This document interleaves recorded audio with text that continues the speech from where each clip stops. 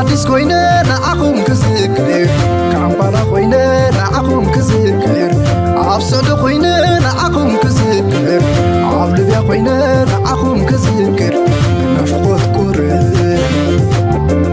إيروبا خوينة نعاكم كذكر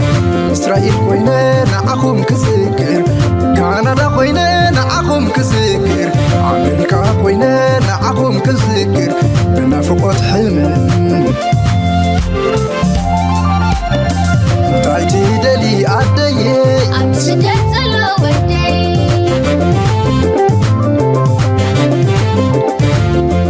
تعيتي دلي أبوي أبسدت الودي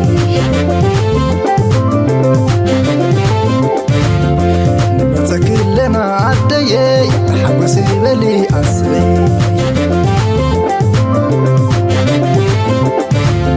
نبتكلنا أبوي تحمس بلنا دكي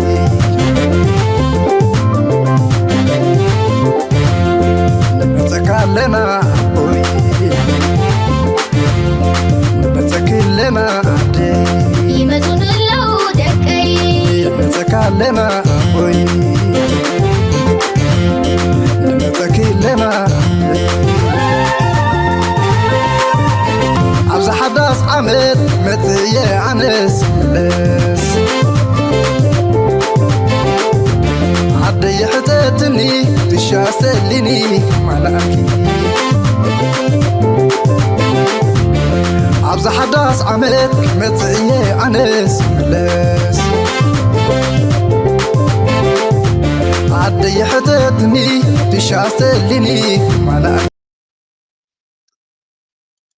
سلام تخطاتلتنا إذا كان كما يتخونوا سناك تكونوا ناي وتر تمنيتنا بحقنانيو لومون كم وترو أقداسن وانا وانت حستوتات حزنا لكم متسينا لنا أكسام موداتنا إذا مدام سانا كتصنحوا بخبرنا عندمكم كم وترو لايك جيركم دهاتوكم شير تقبركم ريتو تصحفكم نزي channel نزي سراح تحجزوا كل جزية تقبروا ودما كابل بنا مسجل نايلو مارستي سفح كالتيفو زكاير زلو بوليتيكا عالمنا انا يزو بانا اب هاجرنا دما موداتا كن علبينا مالتيو اب كل دما كل تزيناتاتون بغاتا يكون تزاواري مسانا مس حبرتسبنا مس حزبنا مس كونتاتنا زخيديو امبار غزي خي وسدنا مجمريا بزي عاب دراما زقاطم زلو بعالم درجه نجمر I disagree with the president. What we need to do is to bring down the temperature. We live in an era of great power rivalry. The rules-based order is fading. An endless accumulation of new tariffs that are fundamentally unacceptable. The use of tariffs against allies is completely wrong. When friends shake hands, it must mean something. It looks like we have the concept that it gets everything. كم نريد لنا أبزي وانزي أمونغو أوروبا بعبيو تمعربا وعالم زبال أمريكان مشاركتان أب كبيد سخونة مفتقات كم زلون دونالد ترامب دما كاب معالتنا معالتي كاب سومن كاب ورحنا ورحي علاماتاتون مرقصيتاتون ناقيا يري لبو ما تفي لهم كم زلو يذكر حنساب بمكلغال حنساب بقطبة حنساب أن بابراهم تعميلن حنساب بسدتنياتات كتبلعو سلزدلهم قال نقبر لنا anyway أوروبا بعبيهم كندا حويسكا كلاتهم بدونالد ترامب عقوبات هيكونون انتاي كقبروا لهم بأوروبا بدونالد ترامب تدي عجيبكا بدونالد ترامب نبعلون عقوبة هيكونون يمزولو تلوزغونه انتاي كقبروا لهم بزع من قد تاتي فتنوا لهم هذا السبب جن كابتن دونالد ترامب بزي في اللي من قدن أوروبا كاوشتهم كتقعم جمير الله listen to this one. Mark Rutte gave the EU a reality check during his speech in the European Parliament, where he warned nations that they are dreaming if they think Europe can defend themselves without the US. So when President Trump is doing good stuff, I will praise him, and I don't mind him publishing text messages. And if anyone thinks here, again, that the European Union or Europe as a whole can defend itself without the US, keep on dreaming. You can't. We can't. We need each other. كم تري وزلهم زي ناي نيتو مراح زليو مارك روت بحال انتاي زبلهم زلون أوروبا نبي حكي زقرب اتنيتو زبحال حدا كابتي نيروبا بديفنس بمكلخال رموس نكخون ننوح عمتات بدحر مقارجات أمريكا صراحة اللي تكان يكسب حجون انتخونه اتنيتو زبحال أبي بيزناتو أبلجيوميو كابي أوروبا حبرت قرب رح يخو يزركب أب كبابيتي أوروبا حبرت يزركب زبحال دارجا بزحت كزارب خلو دما نت بوليتيكا ناي كوميشن أوروبا حبرت إزنيتو زبحال كم زور ويم زارب سلازي انتايو زبل زلسي أوروباويان بأمريكا سلشي وم حنساب كنعقونا حنساب كواردونا حنساب كزبطونا حنساب بتعريف حنساب وتهدراوي كابز زخفي يلن نفسنا هنكلا لنا نفسنا هنكلا خلك كم بقاس لنا أبز بالمدام نمتاك شغلون تايب لما له أيدخلون يخون بلا مال لذي حلمكم سكتسلوا نفسهم كتكلا خلوا يدخلون يخون واو كابز غفتك متسخني نفسهم أوروباس نفسها كتكلا خل عقمية بالله keep dreaming يزبلهم زلوا حلم قتسل بزي أمريكا ناب تخدوا ويا بالكمن ناب تبلوا ويا بالكمن نفسهم كاغت كلاغلو أي تقولون يخون مسلوم زلوا كاب سلازي إذا زربازي نيروبا حافلهم نخيكدو دايما دايلوز أسرهم زلوا ويل كجرمكم إليتنا أمريكا جن نيروبا كردوا من أنرزلنا إليتنا أمريكا تستابليشمنت زبال نتنا أوروبا أنزا كردوا أبنت هذا كابتم think tanks زبال ويا حسبتن بدحر مجارجة كابز قالوا ولا بالعلوم بميديا تسألوا فرد زكريا زبالة بزعب أوروبا رأيو. But first, here's my take. You can say yes, and we will be very appreciative, or you can say no, and we will remember. That's what Donald Trump said here at Davos, laying out Europe's choices on Greenland. When I asked a senior European leader whether there was relief that Trump had stepped back from the threat of military action, he answered yes, but we've now seen a pattern in his dealings with us. He treats us with contempt. And even if this crisis gets resolved, we will remember. Trump's approach to انتايم زبل زلوك أوروبا دونالد ترامب دارجا أب شاف ناي مترطار كم زنبر غير ومالو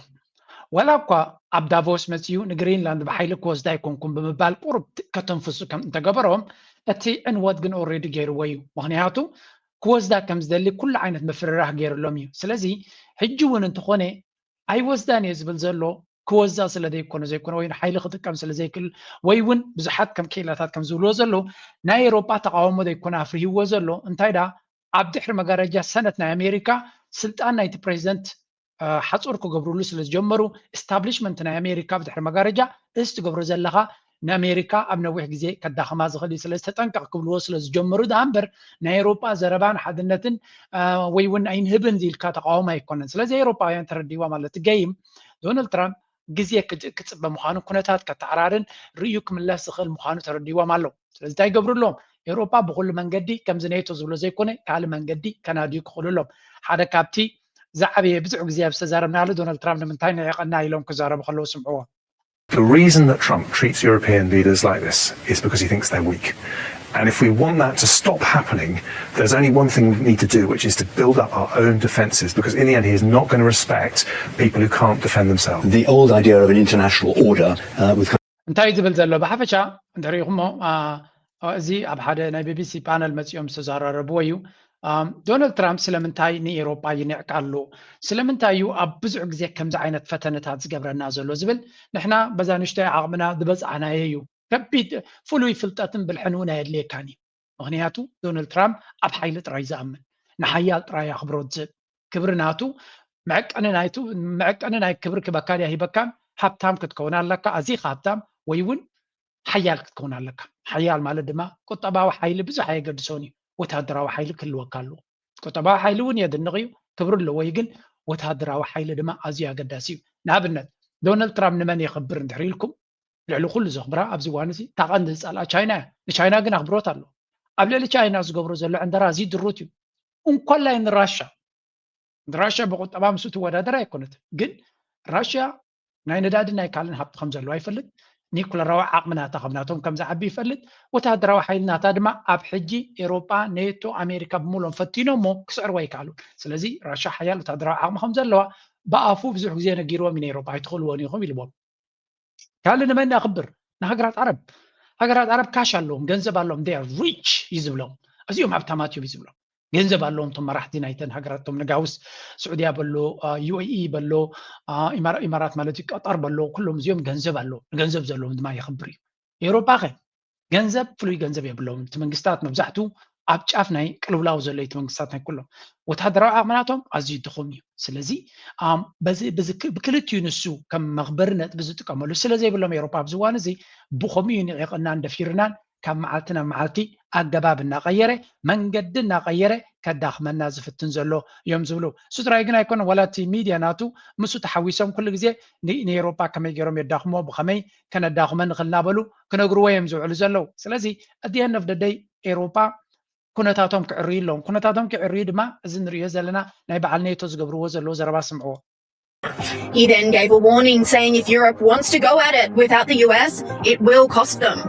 But for Europe, if you really want to go it alone, and those of you who are pleading for that, forget that you can ever get there with 5%. It will be 10%. You have to build up your own nuclear capability. That costs billions and billions of euros. You will lose then, in that scenario, you would lose the ultimate guarantor of our سونتايم زبلو زلو زي فتيمكم اي تخلوان يخم 3% 5% نا جي دي بي ناتكم اب ديفنس ناخذ قبر كبيركم زلو بينكم كتقبروا تخوينكم تكونتات 10% نا جي دي بي ناتكم كتقبروا يخم يبلا مالو اذا سي رؤوس تخكل صرح تخوينو اب عالم كلتا عينت ديفنس يزلو حدا حيال زغونو تهدروا عقمنا هنسكات راي مخات خلايك نتصقم مفتاح اوف كورس تصقم كتفتح لك راشا كوم سو انتجريت زغونت هاجر نيرا تزعابيناتنا ناي سكيورتي ناي تاوص اقام كابراشا يدبقس يبل انتلو اندحري وتهدروا عقم تزيبلكا مس راشا قطا كيتكا كتزرارب አለካ ከምቲ ዶናልድ ትራምፕ ዝገብሮ ዘሎ እዚ ሰብ እዚ ግን ናይ ኩናት ኢንስቲትዩሽን ይዝመርሕ ዘሎ ኔቶ ማለት ናይ ሰላም ውድብ አይኮን ናይ ሰላም ኦርጋናይዜሽን አይኮን ናይ ኩናት ጥራይ አብርሱ ዘሎ ስለዚ ንኹሉ ነገር በአይነ ኩናት ይዝርዮ እንድሕሪ ኤውሮፓውያን ግን እቶም ኤውሮፓውያን ቁሩብ ኮመን ሰንስ ዘለዎም ረይዎ እዚ ጉዳይ እዚ ዶናልድ ትራምፕ ዕላሙ ወላ ዓሻን ተመሰለ ዕላሙ ዝፈልጥን ረብሓ ሃገሩ ዘቀድምን አና መራሕትና ወዮም ይብሉ ብስምዕዎ wieder der US-amerikanische Präsident rein. Er war der Einzige, der eine Friedensinitiative angestoßen hat im Ukraine-Krieg. Der Mann will Frieden, das will die AfD auch. Wir proklamieren seit 2022 Friedensverhandlungen und wurden aus Dankbarkeit von den ganzen Medien, vom politmedialen Komplex እንታይ ትብል ኣለ መሲልኩም እዚ ሓንቲ ካብቶም የማናይ ክንፊ ፖለቲከኛታት ናይ ጀርመንያ ኩሉ ግዜ ሓደ ግዜ ኣዝዩ ኣገዳሲ ዘረባ ኣለዋ ኣብ ስደተኛታት ኣዝዩ ሕማቅ ስእሊ ዘለዋ እያ እንታይ ትብል ኣላ ዶናልድ ትራምፕ ኣብ ስልጣን መፅዩ ምስ ፑቲን ክዘራረብ የኢሉ ሓደ ግዜ ዘይኮነ 10 ግዜ ልኡኻት ናቱ እንኳን ላይ ንሞስኮ እናሰደደ ይዛረብ ኣሎ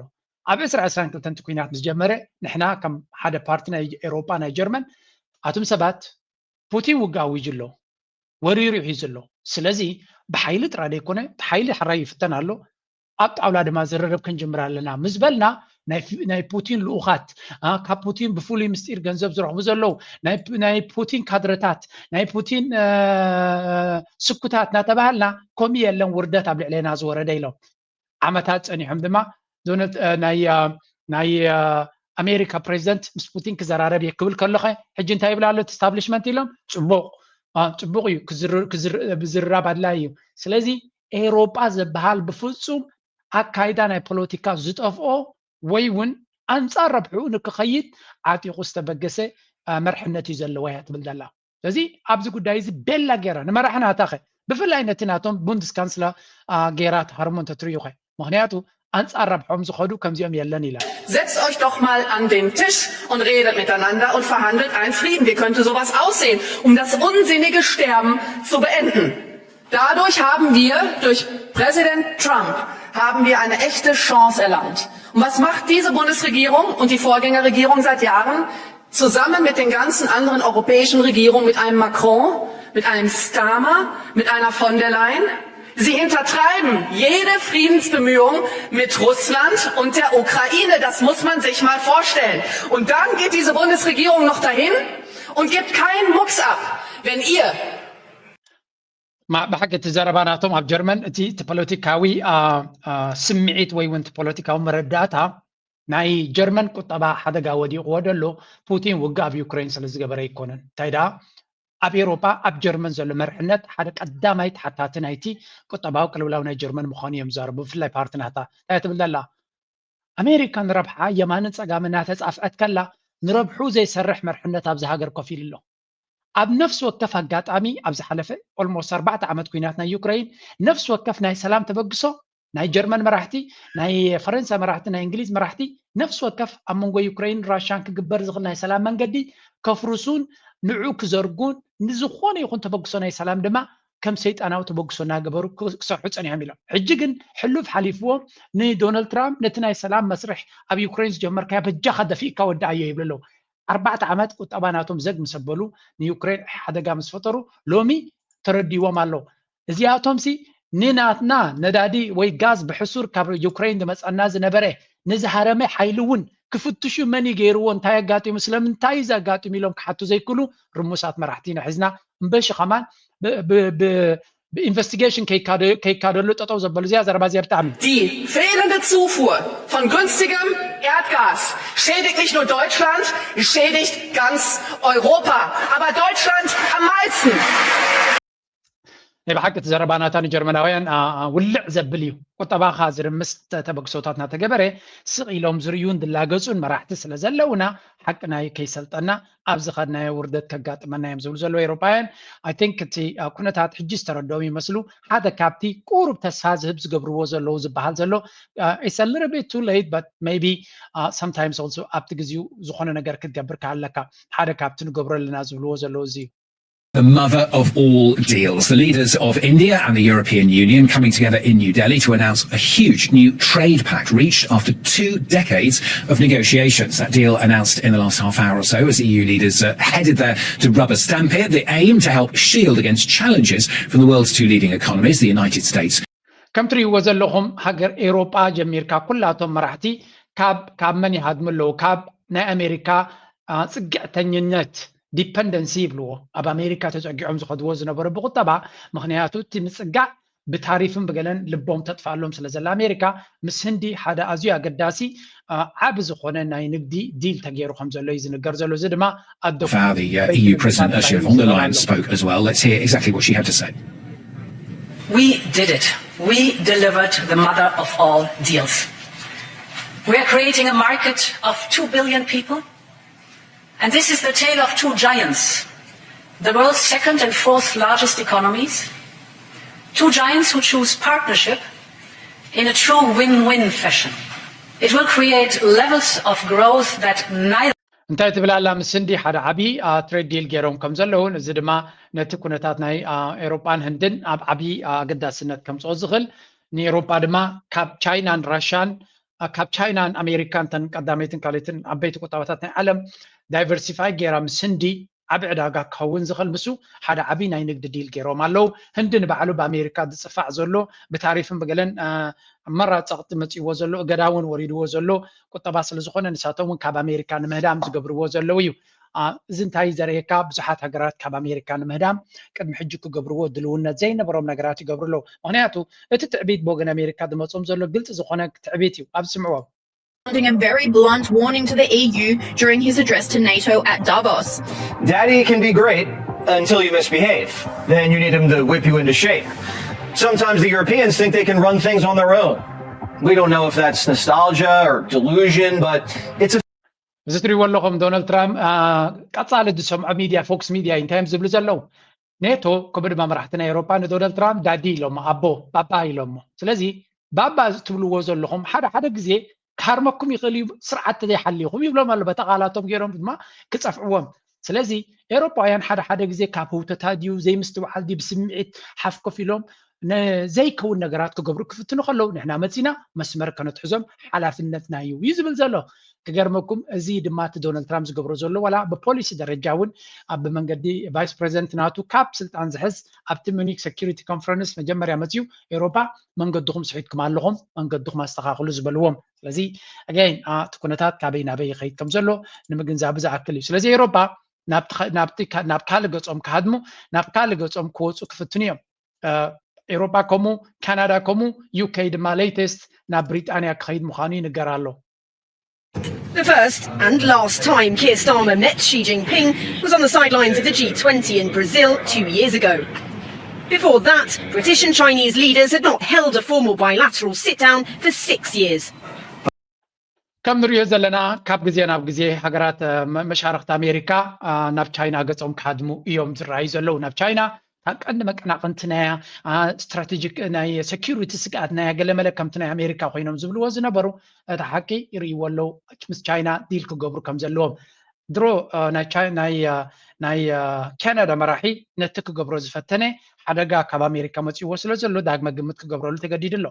ግን እንተራኻ ፈረንሳይ ይኹን ጀርመን ይኹን ዩኬ ይኹን ብሙላቶም መራሕቲ ናይ ኤውሮጳ ጣልያን ብሙሎም ምስ ቻይና ኣካይዳናቶም ክቕይሩ ከም ዘለዎም ተረዲዎም ኣሎ ምክንያቱ ንኣሜሪካ ኣሜንካ ከይትካ ትኸዶ ኣብ መወዳታ እንታይ ሓደጋ ክመፀካ ከም ዝኽእል ኢና ንርኢ ዘለና ስለዚ መብዛሕትአን ሃገራት ምስ ቻይና ዘለዎን ፖሊሲናተን ዳግመ ግምት ክገብራሉ ይመርፃ ኣለዋ ሓደ ካብቲ ንኣሜሪካ ኤውሮጳውያን ክሃርምዋ ጀሚሮም ዘለዉ ኤውሮጳ ንኣሜሪካ እንታይ ይብልዎ ኣሎ መጀመርያ ገዛኹም ኣፅሩ እዩ On US President Donald Trump to end his immigration crackdown after federal agents shot dead a second American citizen in Minneapolis. Again, video footage appears to contradict the government's official account of what happened. The incident is deadly shooting by እንታይና ንርኢ ዘለና ኣብዚ ትርእይዎ ዘለኹም ኣብቲ ሚኒሶታ ዝበሃል ሚኒያፖሊስ ዝበሃል ከተማ ድማ ብፍላይ ኣሜሪካ በቲ ናቱ እንታይ ክትብሎ ኣይስ ትብልዎም ናይ ዶብ ምክልኻል ሰራዊት ዝበሃሉ ኣብቲ ከተማታት ኣትዮም ዝገብርዎ ዘለዎም ምንቅስቓሳት መበል ካልኣይ ሰብ ብሕማቕ ኣከታተላ ነዚ ትርእይዎ ዘለኹም ሓኪም ናይ ኢመርጀንሲ ዝነበረ ንሓንቲ ዝተሃረመት ክሕግዝ ኢሉ ጠጠው ምስ በለ ሽጉጥ የውፅእ ኣሎ ዶ ብላ ከቡታት ኣማኻኒዮም ኣብ በስካዕካሐ መንገዲ ኣብ ፅርግያ ቀቲሎሞ ማለት እዩ ሓደ 10 ጥይት ወጊኦም ስለዚ እዚ ዓብዪ ኣዛራባ ርእስቲ ኮይኑ ኣሎ ኣብ ኣሜሪካ maybe ናይ ውሽጣዊ ኩናት ከይመፆም እውን ዓብ ፍርሃት ኣለዎም ወላ እቲ ፎክስ ትብሎ ዘሎ ስለዚ እቲ ዕግርግር ከም ትርእይዎ ዘለኹም ድሕሪ ሞት ናይዚ ኣብቲ ከተማ ዘይምርግጋ ካብ ግዜ ናብ ግዜ እናዓበየ ይመፅእ ከም ዘሎን ኣሜሪካ ኣብ ዓብዪ ውሽጣዊ ፀገም ዘለያ ከምዚ ፀገም እዚ ኣብ ኢራን ምስ ኣጋጠመ እንታይ ክብሉ ቀኒዮም ኢራን መሳኪን ህዝቢ ኢራን እዚ ግፍዐኛ መንግስቲ ኢራን እናበሉን ኢራን ክፀርፍዎ ቀኒዮም ኣብ ነብሶም ክኸውን ከሎ ግን ድሌቶም ክገብሩ ኣለዎም they can do whatever they want ማንም ዝዛረብ ሃገር የለን ከም ትርእይዎ ዘለኹም ዝጥቀምሉ ዘለዉ ኣፅዋር ሰብ ይቐትሉ ኣለዉ ብካሜራ እናተቐድዐ ዝቕተል ሰብ ኣሎ ብሕማቕ ግፍዒ ካብ ድኳናት ዕረፍቲ ወፂኦም ዘለዉ ሰራሕተኛታት መን እዩ እንታይ እዩ ኣሜሪካውያን ዲኹም ኣይኮንኩም እናበሉ ናይ ብሓቂ ንሪኦ ዘለና ኩነታት ዘገርም ኩነታት እዩ ብኡ መንፅር ድማ እዚ ዶናልድ ትራምፕ ዝበሃል ዳርጋ እቶም ኦርጋናይዜሽንስ ንሱ ዝድግፎም እዚ ኣይስ ዝበሃል ወላ ዲኤችኤስ ዝበሃል እቲ ዲፓርትመንት ኦፍ ሆምላንድ ሴኪሪቲ ገለ ዝብልዎ በቲ ህዝቢ ኣሜሪካ ተፀላዕነት ናቱ ጥርዚ ይኸይድ ኣሎ ኢሚግሬሽን ማለት ድማ ንዶናልድ ትራምፕ ቀንዲ ዘገድሶ ዝነበረ እዩ ስለዚ እቲ ኣይስ ዝበሃል ንሰብ እቶም ፖሊስ እዮም ወላ ገለ ማስክ ገይሮም ሰብ ዘሳቂዩ ዘለዉ ተቐባልነት ናቶም ኣብዚ ዝተገበረ ፖሊስ ተሪኹሞ 27 ኔጌቲቭ ናንቆልቆል ይኸዱ ከም ዘለውን ደገፍ ናይ ህዝቢ ከም ዘይብሎምን ብኡ መንፅር ድማ ዶናልድ ትራምፕ ፖሊሲ ናቱ ካብ ግዜ ናብ ግዜ ናንቆልቆለ ይኸይድ ከም ዘሎ እዩ ዝረአ ዘሎ ስለዚ ወላ እቲ ሆምላንድ ሴኪሪቲ ዝበሃል እውን ከምኡ ካብ ዝነበሮ ደገፍ ናበይ ገፁ ይወርድ ከም ዘሎ ስለዚ ተፀላዕነት ናይቶም ኦርጋናይዜሽንስን እቲ ናይ ዶናልድ ትራምፕ ፖሊሲ ብዓብዩ እናተፀልአ ይኸይድ ኣሎ ከምኡ እውን እቶም ደገፍቲ ናይ ነቲ ኩነታት ዝመርሑ ዘለዉ ዶናልድ ትራምፕ ዝረቕሖም ሰባት በዓል እዚኣ ክሪስቲ ናኦሚ ዝበሃሎ ማለት እዩ እናንቆልቆሉ ይኸዱ ኣለዉ ስለዚ ኩሉ ንሪኦ ዘለና ኩነታት ካብ ግዜ ናብ ግዜ ዝቀያየር ዘሎ ፖለቲካ እዩ ዝረአ ዘሎ ኣብ መወዳእታ ውሽጣዊ ፀገምኩም ክትፈትሑ ዘይከኣልኩም ንዓና መፂኹም መምሃራን ናይ ዲሞክራሲ ክትኮኑና ኣይትኽእሉን ኢኹም ዝብል ዘረባ ድማ ካብ ኩሉ እዩ ዝመፅእ ዘሎ ኣብ ውሽጥኹም ብፖሊስ ትመሓደር ዘላ ሃገር ሒዝኩም ኣብዚ ትኩም ትሪእዎ ዘለዎም በዓል ኦባማ ክሊንተን ኩላቶም ኢዶም ኢትዮም ኣብዚ ጉዳይ እዚ ክዛረብዎም ጀሚሮም ኣለዉ ስለዚ ፖለቲካ ናይ ኣሜሪካ ናይ ዶናልድ ትራምፕ ፖሊሲ ኣብ ውሽጢ ዓዱ እናሓድሕዱ ዝባላዕ ዘሎ ፖለቲካ ኢና ንርኢ ዘለና ካብኡ ብዘይፍለ መንገዲ ድማ ኣብ ናይ ቻይና ፖለቲካ እውን ተመሳሳሊ ሓደ ዓብይ ድራማ ተፈጢሩ ኣሎ እሱ ድማ እዚ እዩ has purged the very top man within its military, with the exception of Xi Jinping himself. And it has raised huge questions about what on earth is going on within the Chinese armed forces and what it says about the centralized power of the president. The bombshell announcement. I just had to get it here in the show. Again, enormously consequential, huge shakeup at the top of the CCP. Let's put this up here on the screen from the Wall Street Journal. China's top general accused of giving nuclear secrets to the U.S. Bribery allegations have leveled against General Zhang. I'm not going to try. كم تريوا ዘለኹም ናይዞም ጀነራላት ፐርጅ ወይ እውን ምጥቃዕ ብዙሕ ኣዛራባ ርስቲ ኮይኑ ከም ዘሎ ኣብ ቻይና ኢና ንርኢ ዘለና ስለምንታይ ከም ገይርዎ እንታይ ትጸገም ገሊኦም ኒኩለራዊ ምስጢር ሸይጡ ይብሉ ገሊኦም ዕልዋ መንግስቲ ተፈቲኑ ይብሉ ብፍላይ እቲ ዎል ስትሪት ጆርናል ዝበሃል ከም ትሪእዎ ዘለኹም ሓደ ካብቶም ውሽጣዊ ሓበሬታ ኣለና ዝበሃል እዩ እቲ ጀነራል ሓደ ኒኩለራዊ ምስጢር ንኣሜሪካ ክህብ ተረኺቡ ገለገለ ዝብልዎ ዘለዉ እዩ ኣብ መወዳእታ ግን እቲ ዳርጋ ቅቡልነት ዘለዎ ኣርእስቲ እንታይ እዩ ዝበሃል ዘሎ እዞም ጀነራላት እዚኣቶም መንግስቲ ቻይና ደውፅኦ ኣብ ዕሙቕ ዝበለ ብልሽውና ከም ዝተረኸቡን ነቲ መርሕነት ናይ ፕሬዚደንት ሺ ክቕበሉ ከም ዘይደለዩን ስለዚ ኣብ ብልሽውና ሲስተማቲክ ብልሽውና ዝተሳተፈ ድማ ብዘየገድስ እንታይ ዓይነት ስልጣን ኣለዎ መን ኣሎ ብድሕሪኡ ኣብ ቅድሚ ናይ ብልሽውና ምፅራይ ማንም ጠጠዋ ይብልኒ ዝብል መግለፂ ካብቲ ሃገረ ቻይና ወፂኡ ኣሎ ማለት እዩ ንዑም ቢቤ ዘምፃልኩም ዘሎ ካልእ ግዜ ከምፅኦ እቲ ፅሑፍ ነዊሕ ነይሩ ብካልእ ዘራርባ ብዙሕ ተዘሪብሉ ንመህደሚ ተባሂሉ ዝበሃል ከም ዝነበረን ንዕልዋ መንግስቲ ዝተፈተነ ስለ ዘይኮነ ካልኦት እንታይ ይብሉ ንኣብነት ኣሜሪካ ኣብ ውሽጣ ሒዛቶም ዝነበረት ኣገደስቲ ሰባት እዞም ጀነራላት ይኹን ካልኦት እንታይ ይብሉ ቻይና ስቶፕ አኪዝ ኦፍ ጊቪንግ ኒኩለር እዚ ዘረባ እዚ ብፍላይ ካብ ምንታይ ትሪኦ ይብሉ ለው በዓል እዚ ጀነራል ማይክ ፍሊን ብብርቱዕ ድምፂ ዕልዋ መንግስቲ ተፈቲኑ ገለ መለ ክብሉ ተጀሚሮም እዚኣቶም ኣፀቢቖም ኣብቲ ናይ ኣሜሪካ ስታብሊሽመንት ቦታ ዘሎ ዝነበሮም እዮም ናይ ዶናልድ ትራምፕ ኣማኸርቲ ዝነበሩ እዮም ስለዚ እዚኦም ተታሒዞም ዘለዉ ጀነራላት ምስ መንግስቲ ኣሜሪካ ርክብ ዝነበሮም ክኾኑ ከም ዝኽእሉን ንዓታቶም ከፅሪ ስለ ዝጀመረት መንግስቲ ቻይና ድማ እቲ ኣብያት ንሰምዖ ዘለና ተመሳሳሊ ክብሉካ ካልኦት ይረኣዩ ኣለዉ ስለዚ ኣብ መንጎ ቻይና ወሲዳቶ ዘላ ስጉምቲ ዓብዪ ኣዛራባ ኣርእስቲ ኮይኑ ኣሎ ናይዞም ጀነራላት ጉዳይ ኣብ መወዳእታ እንታይ ክኸውን ሓደ ካብቲ ኣዛራባ ኣርእስቲ ኣብዚ እዋን እዚ ዘሎ እዩ ፕረዚደንት ሺ ክንዲ ምንታይ ነዚ ኩነታት ሒዝዎ ክኸይድ ክቕፅል ይኽእል እንታይ ከጋጥም ይኽእል ድማ ሓደ ካብቲ ኣዛራባ ኣርእስቲ ኣብዚ እዋን ዘሎ እዩ ሴኪሪቲ ናይ ቻይና ካብ ደገ ክትመፅእ ካብ ዝኽእል ፀላኢ ጥራይ ዘይኮነ እቲ ቀንዲ ፀላኢ ክኾኖም ዝኽእል ኣብ ውሽጦም ዘሎ ወይ እውን ኣንፃር እቲ መንግስቲ ክሰርሕ ዝኽእል ልኡኻት ናይ ካልኦት ክኾኑ ዝኽእሉ ዝያዳ ሳቶም እዮም ነቲ መንግስቲ ስጋኣት ክኾንዎ ዝኽእሉ ስለዚ ውሽጣዊ ምፅራይ ኣዝዩ ኣገዳሲ ክኸውን ከም ዝኽእል ኣቲናዮ ዘለና መድረክ ኣሜሪካ ማስካ ቀሊዓ ኩሉ ዓይነት ኣካይዳ ንፀላእታ ንምውዳቅ ልክዕ ከምቲ ኣብ ቬኔዙዌላ ብቐጥታ ኣትዮም ነቲ መራሒ እውን ሒዞም ክወፁ ዝፈተኑ ከምኡ ተመሳሳሊ ስጉምታት ንክትወስድ ድሕር ኣብ ዘይትብለሉ ደረጃ ስለ ዘላ መራሒ ናይ ቻይና ከምኡ ሃገራት ከም በዓል ቻይና ራሽያ ልዑል ጥንቃቐ ክገብራ ከምኡውን ተመሳሳሊ በዓል ኢራን ተናብ ተጠንቀቕ ዘለዋ ዋላ እውን ሃገራት ኤውሮፓ ውሽጣዊ ምፅራያት ክገብራ ከም ዘለውን እዩ ዝረኣየን ዘሎ እዚ ከምዚ ኢሉ እናሃለዎ ከሎ እቲ መስርሕ ኣብ ዞባና ክመፅእ ከሎ ድማ ዝለዓለ እቲ ፀወታ ማለት እዩ ኣብቲ ዞባና ኣብ ቀርኒ ኣፍሪካ ክመፅእ ከሎ እንኳላይ ምስ ናይ ዓረብ ሓዊስካ ዝገደደ እዩ ዝኸውን ሕጂ ናቦ ክንሰግርና ኣሎ ኢትዮጵያ ከቀይ ባህር ላይ 60 ኪሎ ሜትር ብቻ ርቀት ያላት ሀገር ሆና ሬድ ሲ ካውንስል እየተባለ እዚህ የቀይ ባህር አዋሳኝ ሀገሮች እስካሁን ሲሳተፉበት በነበረው ማህበር ውስጥ እንዳትሳተፍ ያለ አግባብ የተገፋች ሀገር ናት። አንድ መልካም ምድራዊ ምክንያቶች ይህንን ሌጂትሜት የሆነ ምክንያት ይሰጧታል። ከታሪክ አንጻር ደግሞ ለረጅም ዓመታት ኢትዮጵያ በባህር በር የመጠቀም ፍላጎት ወይም ትግበራ ስታሳይ ነበረችና በዓለም አቀፍ ንግድ በዚህ በባህር በር ተጠቅማ ዝነኛ የሆኑ የወንድ እንቅስቃሴዎች የንግድ እንቅስቃሴዎች እዚህ አካባቢ የተካሄዱበት ሁኔታ ነው ያለው። ከሁሉ በላይ ደግሞ ይህንን አስገዳጅ የሚያደርገው ነገር አሁን ባለው ነባራዊ ሁኔታ ኢትዮጵያ በአፍሪካ ውስጥ በህዝብ ብዛት በሁለተኛ ደረጃ የምትገኝ ሀገር ሲሆን ይህ ህዝብ ቁጥሩ እያደገ የሚሄድ ኢኮኖሚያ እያደገ የሚሄድ ከም ትሪእዎ ዘለኹም እዚ ናይ ኣብ ደገ ባሕሪ ዝብል ድራማ ኣጀንዳ ዳርጋ እቲ ወላ እኳ እቲ ብልፅግና ብቐጥታ ንክዛረበሉ መሪፁ እንተዘየሎ ንኣብነት ኣብ ዝሓለፈ ናይዚ መበል 9 ዓመት ናይቲ ሓይሊ ኣየር ገለመለ ዝበሎ ጎቦ ተዛሪቡ ሓሊፉ ጎቦ እምበር ብቐጥታ ኣይተዛረቦ ነቲ ኣጀንዳ ናይ ባሕሪ ከም ትሪእዎ ዘለኹም ሓንሳብ 60 ኪሎ ሜትር ይብሉ ሓንሳብ ትንፋስ ናይ ባሕሪ እናጨነወና ይብሉ ሓንሳብ ገለመለ ስለዚ እቲ ናይ ባሕሪ ኣጀንዳ ንሳቶም ከም ሓደ ኣዝዩ ኣገዳሲ ኣጀንዳ ወሲዶሞ ከም ዘለውን እቲ ዘረባ ዝብልዎ እቲ ስነመጎት ዝብልዎ ናይ ብሓቂ እቲ ስነመጎት እቲ ባሕሪ ንክረኽቡ ዝሕግዞም ተዝኸውን ነይሩ ኣብ ቴሌቭዥን ኣይኮንካን ክጭድር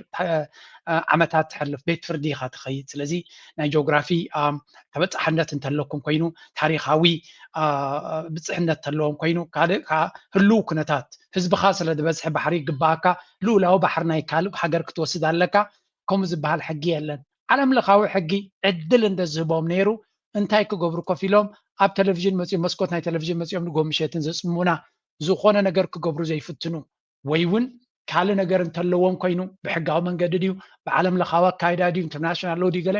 ናብ ቤት ፍርዲ ኸይድካ ናብ ዝምልከቶ ጉዳይ ቦታ ኸይድካ ኢኻ ክትሓትት ዝግባኣካ እዚኣቶም ግን ቅንዕና ዘይብሉ ብተንኮል ዝተባዕተ ዳርጋ ወሓልቲ መሲሎም መንቆርቲ ከም ዝኾኑ ካብኡ እውን ዝሓለፈ ይትቐቲ ምስላታት እውን ዝውክሎም ኣይኮነን እዚኣቶም ምክንያቱ እቲ ዝዛረብዎ ዘለው ዝኾነ ይኹን ጭቡጥነት ወይ እውን ሕጋዊ ድጋፍ ዘለዎ ኣይኮነን ስለዘይብሎም እዮም ስለዚ ኩናት ንክገብሩ እዮም ዝዳለዉ ዘለው ዘረባ እዚ ነቲ ህዝቢ ኢትዮጵያ ኮንዶ ኮን ኣብ ጎንና ይስለፍ እዩ ሕጂ ድማ ገለገለ እዚ ሰብ እዚ ትፈልጥዎ ትኮንኩም እንታይ ዝኾነ እዩ ክትነግሩኒ ፅበ ስምዖ ኣብዚ በኤርትራ በኢትዮጵያ መንግስት በኤርትራ በሻዕቢያ ላይ ተገቢውን እርምጃ የኃይል እርምጃ ቢወስድና ኢሳያስን ቢያስወግደው ተገቢ ነው ብቻም ሳይሆን የማድረግ ፖለቲካሊም ሆነ የህግም ተቀባይነት አለው ብዬ አምናለሁ። ይሄ ከሉዓላዊነት አንፃር ከኤርትራ ሉዓላዊነት ከመደፈር አንፃር አላየውም። ምክንያቱም ሉዓላዊነት ከህዝብ ክብር ከህዝብ ስቃይ ከአካባቢ ህዝብ መታወክ በላይ ሊሆን አይችልም። እዚ ትሪእዎ ዘለኹም እንታይ እዮም ዝብልዎ ዘለው ኤርትራዊ ጋዜጠኛ ሰናይ ዮሃንስ እዩ ዝብልዎ ዘለው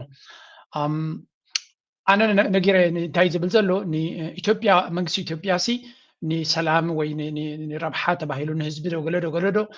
ኪነ ልኡላውነት እውን እንተኾነ ናይ ኤርትራ መርሕነት ንፕሬዚደንት ኢሳያስ እንተኣለይዎ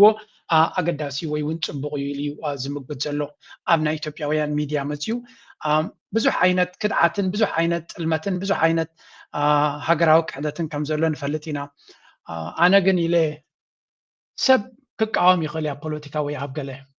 ንኤርትራ ወሪሩ ንናፅነታ ንልኡላውነታ ናብ ምልክት ሕቶ እዩ ንሃገርና ድማ ቃዛ ክገብራ ምዃኑ ንዝነግር ዘሎ ኣብ ጎኑ ተሰሊፉ ዘሎ ኤርትራዊ እንድሕር ኮይኑ ቀዳማይ እታ ከዳዕ ትብል ቃል ንዑያ ትምልከት ተዲኹም ኣለኹም ምክንያቱ ኣብይ ኣሕመድ ብልፅግና ድሌታቱ ንፁር እዩ ዘሎ ድሌታቱ ጥራይ ዘይኮነ ተግባራቱ ንፁር እዩ ዓቕሚ ተረኺቡ ነቲ ህዝቢ ኣብ ትግራይ ዝገበሮ ከምኡውን ነቲ ህዝቢ ኣብ ኣምሓራን ኣብ ካልእ ቦታታትን ዝገብሮ ዘሎ 10 እፅፍናቱ 100 እፅፍናቱ ኣብ ኤርትራ ንክገብር ብፍፁም ክትጠራጠረሉ ትኽእል መራሒ ኣይኮነን ሞት ናይ ሰባት ዘገድሶ ወይ እውን ብናይ ሞት ናይ ዜጋታቱ ዘይተገደሰ ብኤርትራውያን ክግደስ ኢሉ ዝሓስብ ዝሓልም እንተሎ መጅኑን ጥራዮም ዝብልዎ ያ መጅኑን ይብል ዓረብ መጅኑን ካብ ፅሉል ማለት እዩ ስለዚ እዚ ትሪእዎ ዘለኹም ርእሱ ዝሰርሕ ነይሩ እንተዝኸውን ብልፅግና ብድሮናት ንህዝቡ ዝቐትል ዘሎ ናብ ኤርትራ ከይዱ የኣይ መፅኡ ዓቕሚ ረኺቡሲ እታ ዘረባ ናቱ ግን ስለምንታይ ኣምፅያ መሲልኩም ዳርጋ ብዝሰፍሐ መንገዲ ከምኡ ዝብል ዘረባን ፕሮፓጋንዳን ይነዝሑ ስለ ዘለው እዩ ለንቀነ ሓደ ናይ ኣሜሪካ ስፔሻል ኤንቮይ መፆም ኣሎ እሞ ምስኡ ድማ እቲ ናይ ኣፍሪኮም ዝበሃል ሓላፊ ናባቶም ክመፅእ ስለ ዝኾነ ሜይቢ ደኾን ሬጂም ቼንጅ ኣብ ኤርትራ ክንገብር ይሕግዘና ይኸውን ዝብል ዘረባታት ብፍላይ እዚ ናይ ኤር ሾው ዝገበሮ ናይ ለቅሓን ምርቅሓን ገይሩ ዝገበሮ ንፍሱ ዝኻለ ኣዛራባ ርእስቲ ኮይኑ ዘሎ ስለዚ እዞም ሰባት እዚኣቶም ኣብዚ እዋን እዚ ምስ ብልፅግና ኮይኑ ናብ ኤርትራ ሬጂም ቼንጅ ዝደሊ ኤርትራዊ እንድሕር ኮይኑ ምናልባት ንኩሉ እቲ ተቃዋማይ 10 ግዜ ምክሳስን ገለን ዝነበረ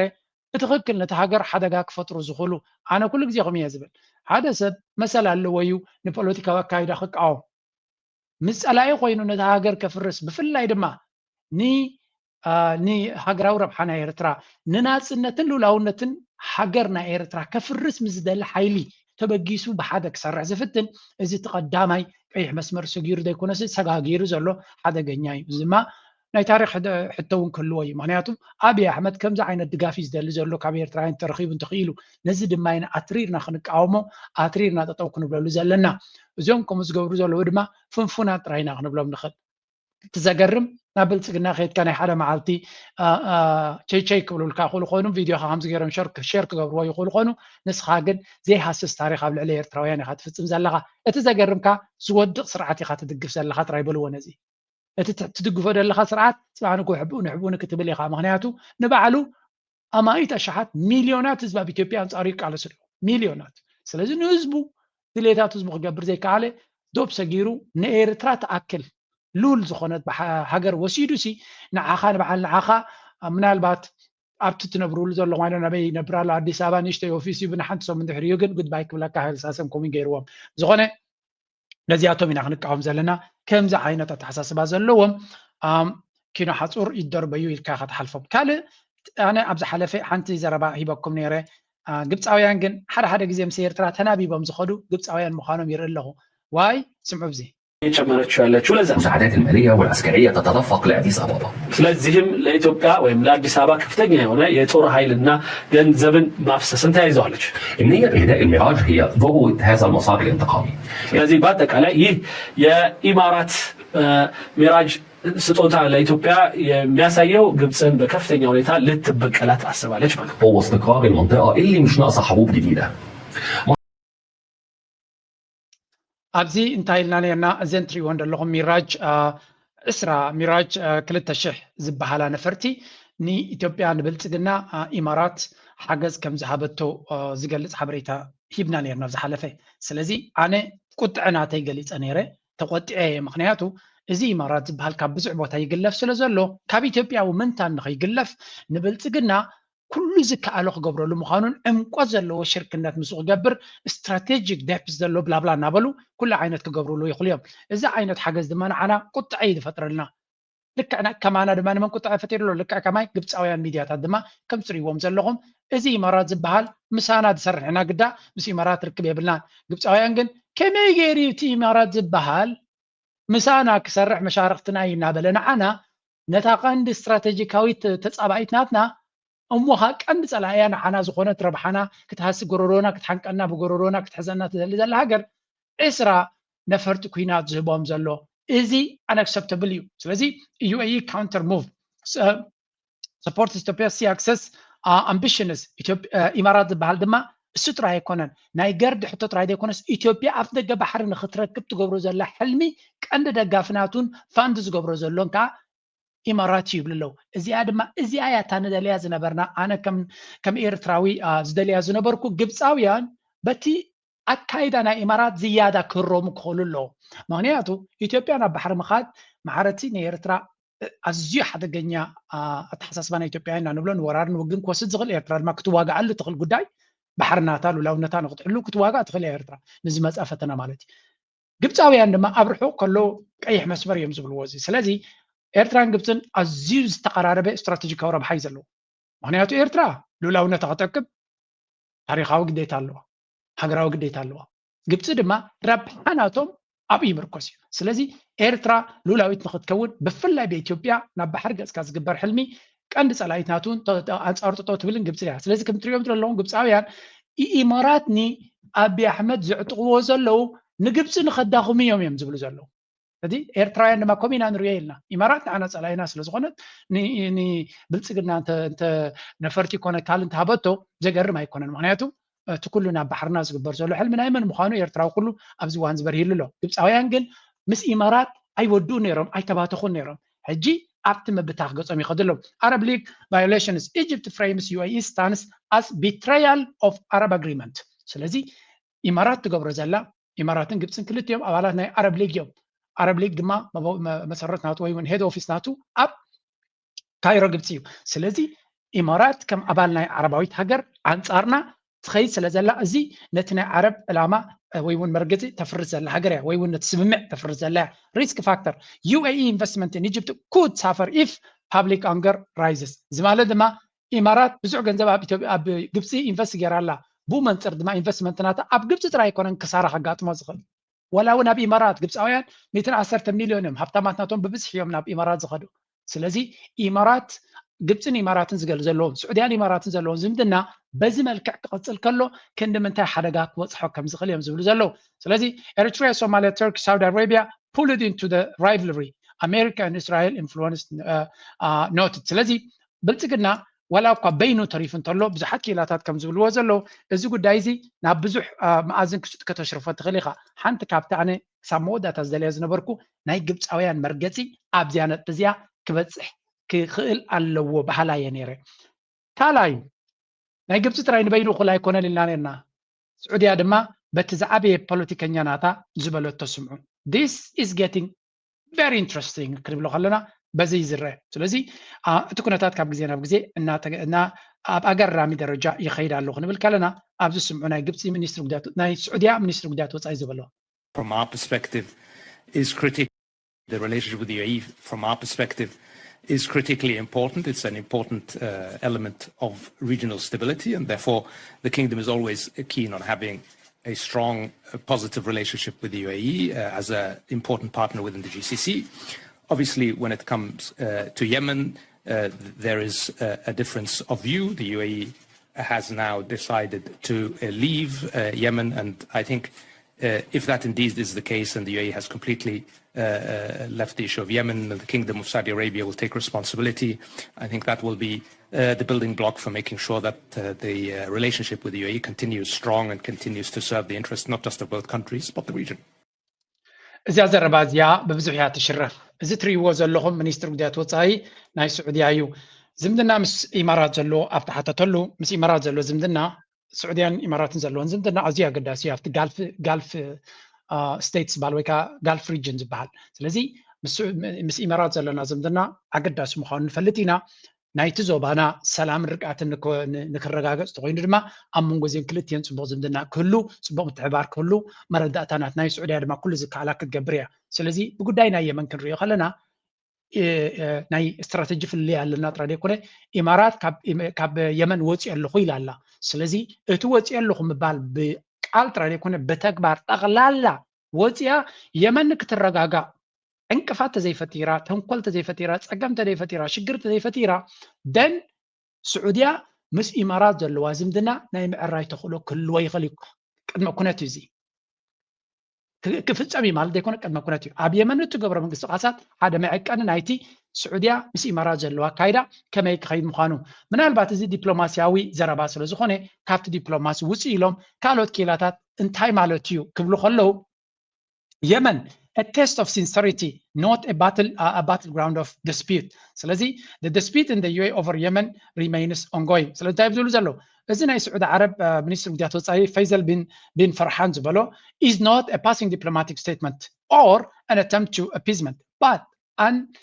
encoded political notification confirming that everything previously warned about has now become an official state position. So Saudi Arabia spoke with unprecedented clarity. The relationship with the UAE is important, but it is confined to one framework only, the Gulf Cooperation Council. እንታይ እዩ ዝብል ዘሎ እዚ ኣገዳሲ ዘረባ እዮም ዝብልዎ ዘሎ ሚኒስትር ጉዳያት ወፃኢ ናይ ግብፂ ንኢማራት እንታይ ይብሎም ኣሎ መጀመርያ እቲ ፈተና ኣብ የመን ትገብርዎ ምንቅስቃስ ከም ፈተና ክንሪኦ ኢና ወፂኹም ኣለኹም ወፂኹም ግን ብድሕሪ መጋረጃ ትገብርዎ ድራማታት እንተሎ መመለሽት ነገራት ትባእሲ ክብእስ ምዃኑ ግን እንታይ ዝብሎም ዘሎ እቲ ዘረባ ድማ ኣብ መንጎ ስዑድያን ኢማራትን በይናዊ ዝርርብ ጌርካ ዝፍታሕ ኣይኮኑን ዝደልዩ ዘሎ እንታይ ዳ ብናይ ጋልፍ ናይቲ ጋልፍ ዝበሃል ዞባዊ ምትእስሳር ዝያዳ ቦታ ክህልዎ ኣለዎ እዮም ዝብሉ ዘለዉ ስለዚ ከም ትሪእዎ ዘለኹም ኢማራት ኣብ መንጎ ስዑድያን ኢማራትን ዘሎ ጋብ እናዓበየ እቲ ምትፍናን ኣብ መንጎኦም ዘሎ ድማ እናረሰነ ይኸይድ ኣሎ سعودية دما تدقاقامي تبلو دلا ناي إماراتن سعوديان فللي ترى ناي بوليتيكابو زي بردد عليه كونه أبي قاب زلوان ينزن أقراتياتن أب استراتيجيناتن أب تحلمتاتن أكايداناتهم سلزي what was not said is more dangerous than what was. The Saudi message dismantles an entire project, no encirclement of the kingdom, Yemen, no chaotic influence in Sudan. In times of the love Saudi and Tatul Dalla ኣብ የመን ጥራይ ዝድረት እውን ኣይኮነን እዚ ጉዳይ እዚ ኣብ የመን ዝተኸተልናዮ ፖለቲካ ኢማራት ወፅያ የመን ድማ ሉላዊት ሃገር ኮይና ጉዳያ ባዕላ ከተመሓድር ደገፍ ክግበረላ ነቲ መንግስቲ ናይቲ ሃገር ደገፍ ክግበረሎ ዝበልና ኣብ ካልእ እውን ተመሳሳሊ እዩ ኣብዚኣ ኣላ ሓንቲ ኣገዳሲት ነጥቢ ንኢትዮጵያ ብሽማ ረቂሖም ዝብልዋ confirmation of what we wrote previously what's happening now not a dispute over shares nor a misunderstanding እዚ ጉዳይ እዚ ብቐረባ ናይ ደይ ምስምማዕ ወይ ናይ ካልእ ኣይኮነን ዘጋጥም ዘሎ ኣብዚ ኣበይ ኣላ መሲልኩም the project of managed chaos that's ንኢትዮጵያ ኣብዚ ኣይጠቕሳዩ ብኸመይ ደምፃልኩም ዘለኹም እቲ ኢማራት ዝበሃል ሃገር ይብል ማለት እዩ ንሱ ብነፍሱ ንስዑድያ ክገጥማ ወይ እውን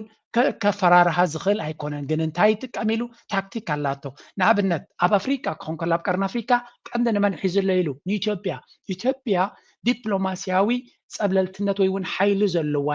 ኣብ ቀርኒ ኣፍሪካ ስለዚ ንኢትዮጵያ ብምሓዝ እቲ ኣብ ሱዳን ዝግበር ኣብ ሶማልያ ዝግበር ናብ ኤርትራ ዝግበር ምትኹታኽ ናብ ደቡብ ሱዳን ዝግበር ኣብ ጫድ ዝግበር ኣብ ሊብያ ዝግበር ኩሉ ዕንቅፋታት ሕብረት ኣፍሪካ ኣብ ኢትዮጵያ ስለ ዘሎ ብኡ ጌርካ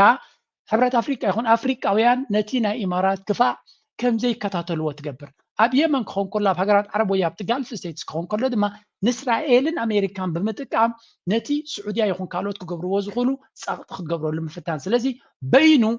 ሓያል ፅልዋ ክገብር ዝኽእል ሃገር ስለዘይኮነ ኢማራት ንኻልኦት ተጠቂሙ ዛትስ ዋይ ድማ እዮም ኣብ ሱዳን ሃገር የፍርሱ ኣብ ሶማል ሃገር የፍርሱ ኣብ የመን ኣብ ከለ ንኢትዮጵያ ግን ነቲ መንግስቲ ዝሕግዙ ዘለው ካልእ ንዓታቶም ድጋፍ ዝህቦም ነቲ ኣጀንዳ ናቶም ነቲ ክፋእ ናቶም ንምዕባጥ ክሕግዞም ዝኽእል ስለዝኾነ እናበለ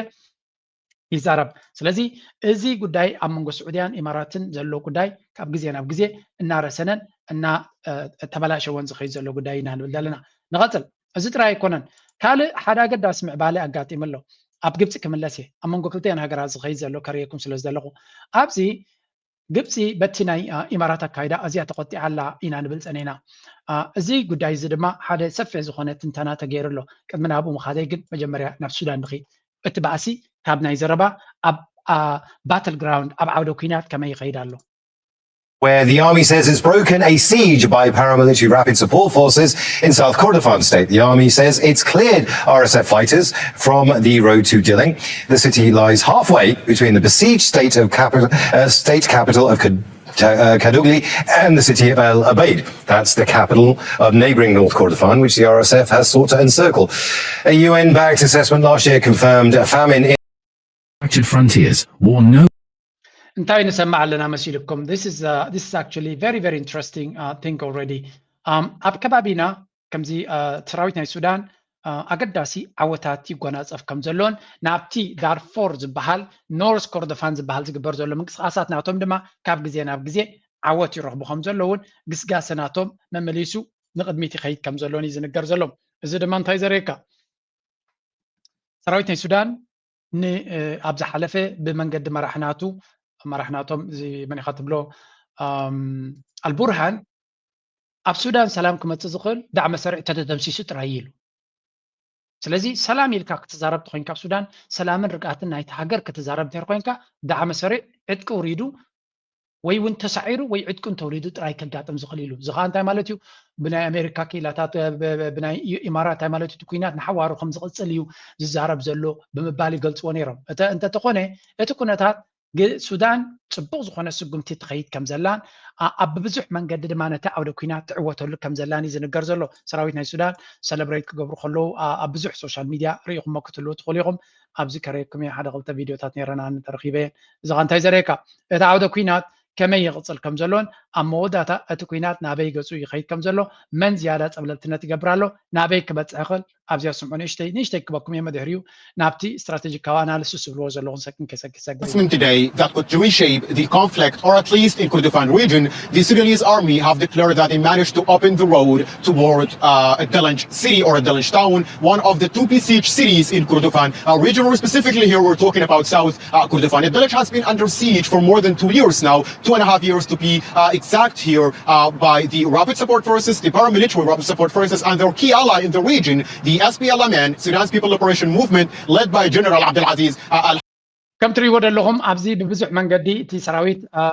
نعم وتصيرهم مزي فلتوز نبورو بوتاتات يقاصروا كم زلون سراويت ناي السودان دما نكل تعامت من فقن تتحيزن سراويت ناي السودان دي تقاصرن بعرسيف تقاصر ونز نبرك بوتاتاتنا تقاصر يخيد كم زلون من قصقاسنا دما نقد 100 جوز يخيد كم زلون زي دما ببزحات وجنات كم حدا عبي عود تباهيلو سيلبريتد يخون كم زلون أبزون كريكم كفتني هذا خلطة سلسة زي أزيد مكن الجيش السوداني من كم نريد لنا تعاوتات ناي السودان ببزح من قديو ترجع مزوها بزلو سراويت ناي السودان ناي بحكي مومنتم رقيب خمزلون نقد 100 مقسقاس أبصبغ درجة كمزلون بزح بوتاتات عدد عدنا تقصاصر يخيد كمزلون زرينا نرزل لنا سلازي الزكونتات زي أمو داتا نابيك خيد خل نزبل ورق إثيوبياويان درو تردي ومالو إتوكيناتتي ناب دوبوم زتزقع كيناتي كايت كمزلو بفلاي أبز دوب ناي إثيوبيان سودانن وجن مالتيو أجد داس بوتاتات سراويت ناي سودان ناتقصاصر يخيد كمزلون ሓንቲ ሪፖርት ወፅያ ዝነበረት ድማ ነቲ ዶብ ጠቕላላ ነቲ ናይ ኢትዮጵያ ዶብን ሱዳን ዶብን ዘሎ ሰራዊት ናይ ሱዳን ጠቕላላ በቲኽዎ ከም ዘሎ ነቲ ርክብ ነቲ ዶብ ተቆፃፂርዎ ከም ዘሎ ዝገልጽ ሓበሬታ ርየ ነይረ ብናይ ኢትዮጵያ ሚድያታት ወፅዩ ዝነበረ ማለት እዩ ስለዚ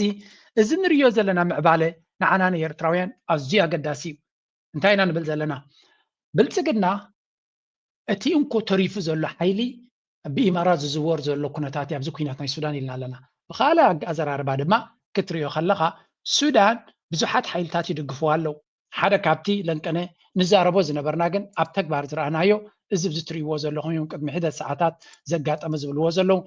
ዲፕሎማስያዊ ዓወት ናይ ሱዳን ካብ ግዜ ናብ ግዜ ዘገርም እዩ ዝኸውን ዘሎ መራሒ ናይ ሱዳን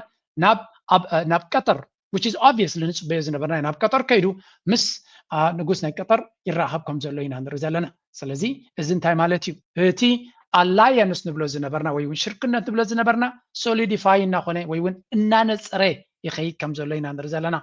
this means ኣብዚ ዋን እዚ ኒ አልቡርሃን ወይ እውን ናይ መንግስቲ ሱዳን መን ይድግፎ ኣሎ እንድሕር ኢልኩም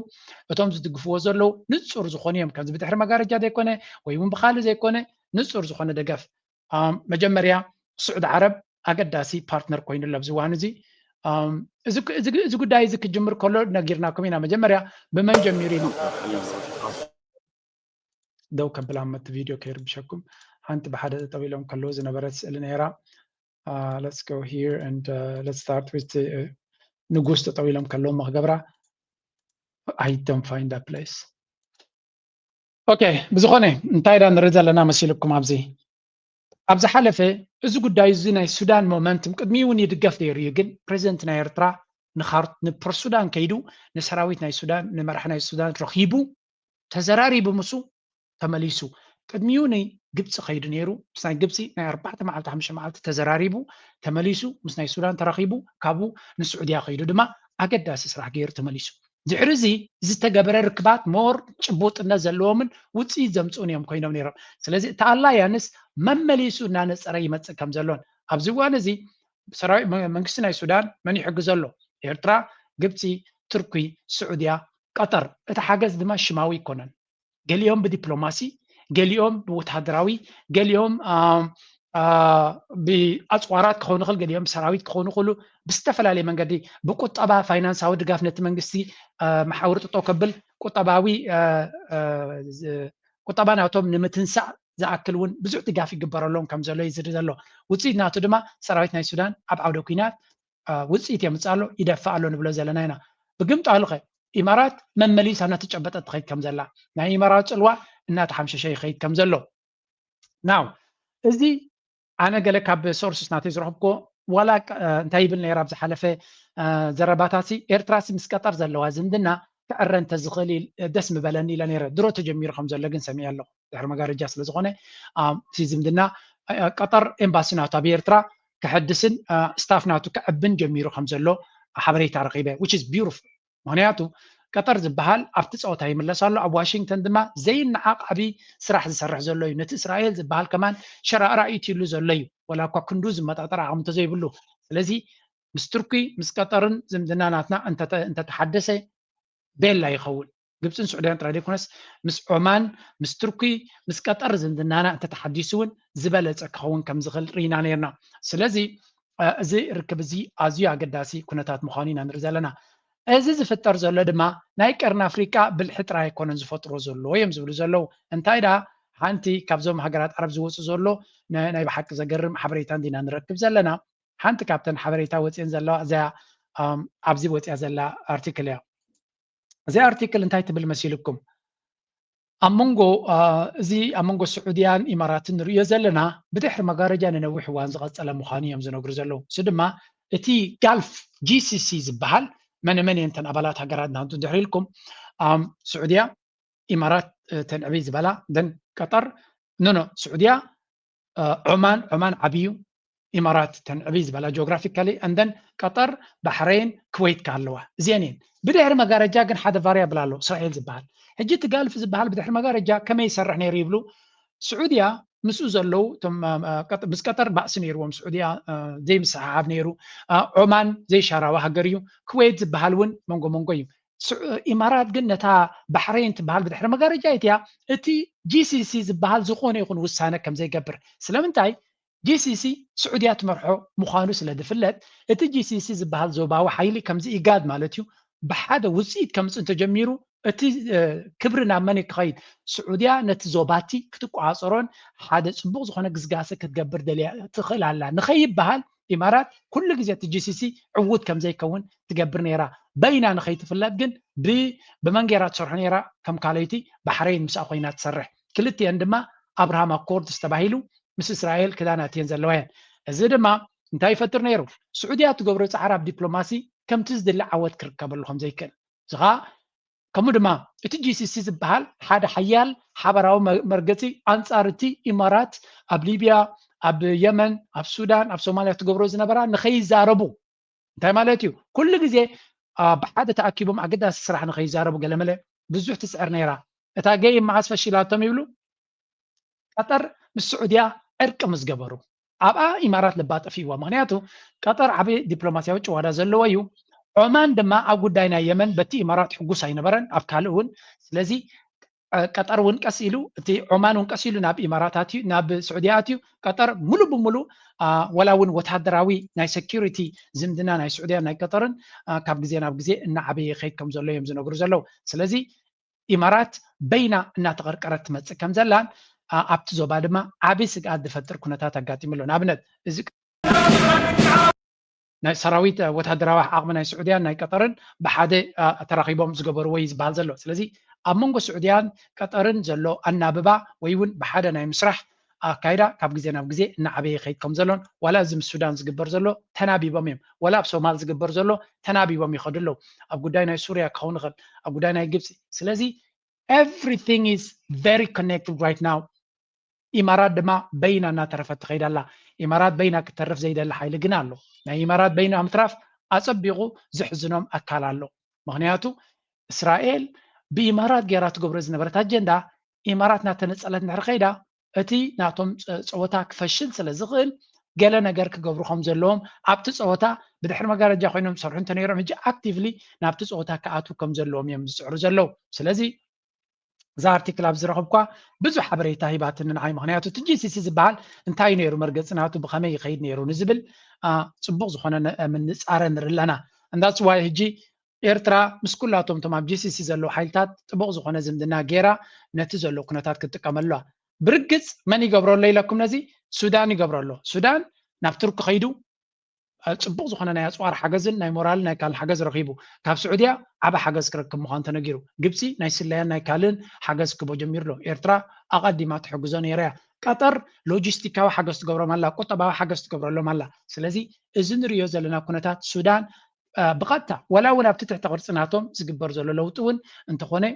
ካብዚ ሓገዛት ናይዞም ሓይልታት ምስኦም ዝሰርሑ ዘለው ዝመፅእ ዘሎ ሓገዝ ኣገዳሲ ምዃኑ እዩ ዝንገር ዘሎ ስለዚ ሱዳን ኦልሬዲ እቲ ኩነታት ናይ ሱዳን እናነፀረ ዝመፅእ ዘሎ ካብ ዜሮ ዝተበገሰ ከም ዘይኮነ ኢና ንርኢ ዘለና ኣብይ ኣሕመድ ድማ ንኣብይ ኣሕመድ ወይ ንብልፅግና ግን እንታይ ይብል ኣለዉ ብልፅግና ኣብ ኢማራት ጥራይ ዲፐንድ ገይሩ ምስ ኩሎም ጎረባብቱ ሽግር ፈጢሩ ኣሎ እዛ ዘረባ እዚኣ ፅቡቅ ጌርና ክንደግማ ኢና ኣብይ ኣሕመድ ምስ ኤርትራ ፀገም ኣለዎ ንብል ኣለና ምስ ኤርትራ ጥራይ ድዩ ከፀገም ዘለዎ እንድሕር ኢልካ ኤርትራ ወይ እውን ሱዳን ንኣብነት ምስ ኢትዮጵያ ፀገም ኣለዋ ክንብል ንኽእል ኢና እቲ ፀገም ምስ ኢትዮጵያ ዘለዎም ግን ሜይቢ ኣዝዩ ዓበይ ኮነን ክትብልዎ ትኽእሉ ኢኹም ቀንዲ ግን ምስ መን ፀገም ኣሎ ምስ ኢማራት ዝዓበየ ፀገም ኣለዎ ሱዳን ኢማራት ድማ ንኢትዮጵያ ትጥቀማላ ስለዚ ነፍሲ ወከፍ ሃገር ሶማልያ ንኣብነት ሶማልያ ምስ ዓቢ ደሓንዩ ምበልካያ ነይርካ ወላ እኮ ፀገም እንተለዎ ኢማራት ግን ካብ ሶማልያ ተሰጊዩጋ ኣብ ኢትዮጵያ መፅያ ዘላ ወይ እውን ኣብኡ ዝያዳ ኣትያ ኣላ ስለዚ ሶማልያ እውን እንተኾነ ኩሉ ግዜ ኢማራት ናብ ኣዲስ ኣበባ ወይ ምስ ብልፅግና ብቐጥታ ትሰርሕ መላዋ ዓብ ስግኣትን ፍርህን እዩ ጅቡቲ ገይ ነቲ ዞባ ብምሉእ ከርየኩም እሞ ኣብቲ ዞባ ዘሎ ኩነታትን ኣካይዳን ንክንፈልጦ ዝኣክል እዩ ጅቡቲ ድማ ተመሳሳሊ ክንዛረብ ንኽእል ጅቡቲ ምስ ዓቢ ደሓን ዝምድና ክገብሩ ምኽኣሉ ገለ ትብል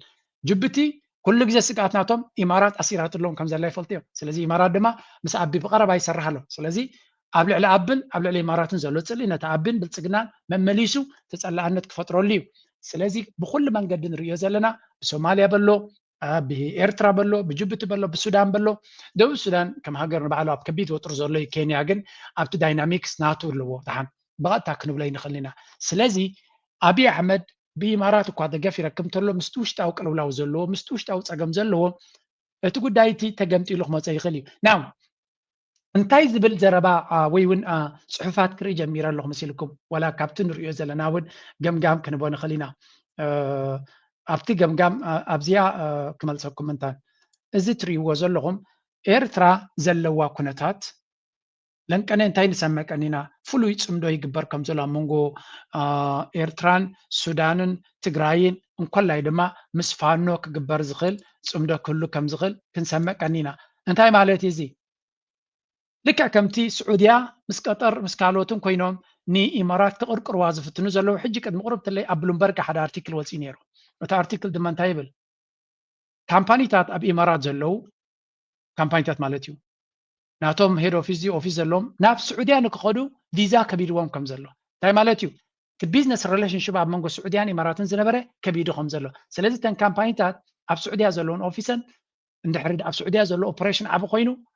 ሪቼንጅ ንክገብራ ናብ ግብፂ ደን ክኸዳ ናብ ካል ሃገር ክኸዳ ክግደዳየን ምክንያቱ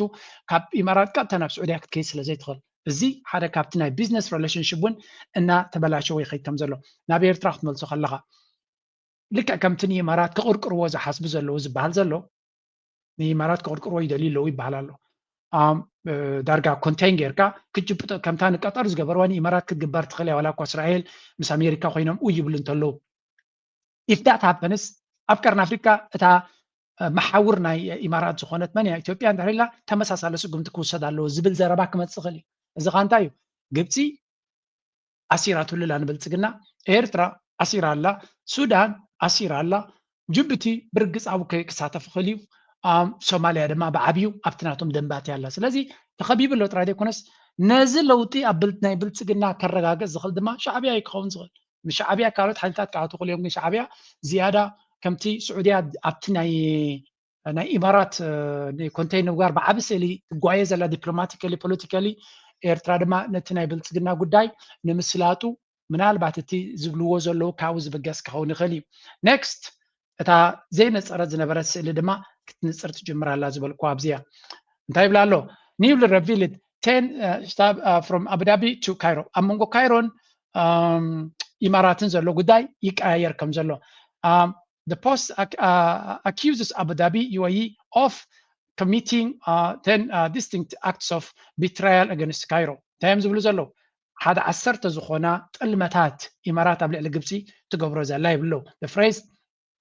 establishes the back establish ማለት ከምዚ ብኻራ ብድሕሪኻ መፅኡ ዝሃርመካ ማለት እዩ is used metaphorically to emphasize systematic undermining of Egypt each step refers to a policy move and activity or strategic interference attributed to Abu Dhabi. ኢማራት ምስ ግብፂ ይሰርሕ ኣለኹ እናበለት ከመይ ጌራ ሕቋ ካራት ወግዓ ከም ዝነበረ ዝገልፅ ሓበሬታ እዩ ስለዚ these actions are described as newly revealed suggestions ስለዚ እቶም ዝበሃሉ ዘለዉ are charged accused of symbolic if I can find them ኣብ ሳመሪ እትዮሞም ተለዉ እቶም 10 ዝበሃል ዘሎ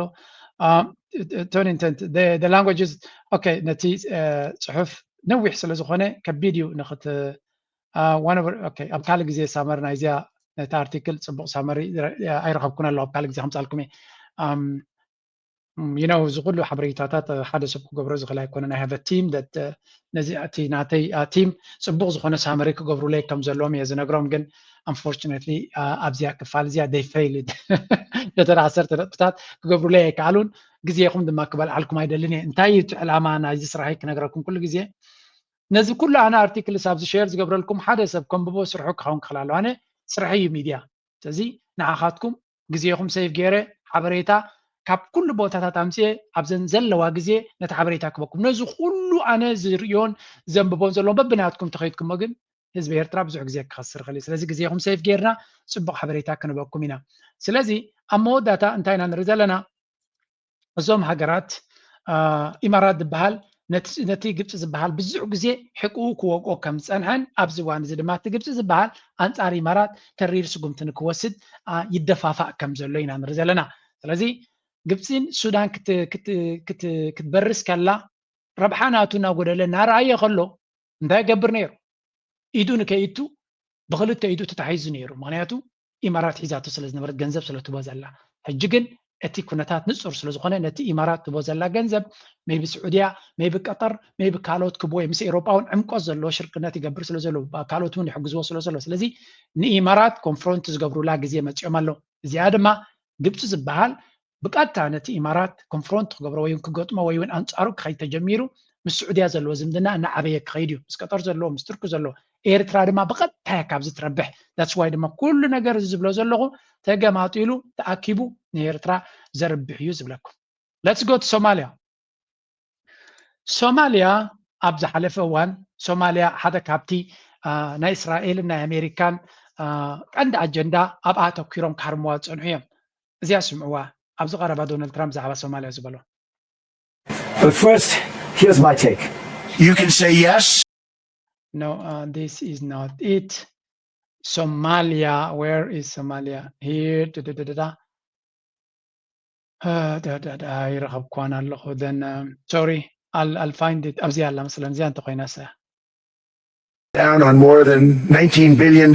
in fraud that was stolen by Somalian bandits. Can you believe that Somalia, they turned out to be higher IQ than we thought?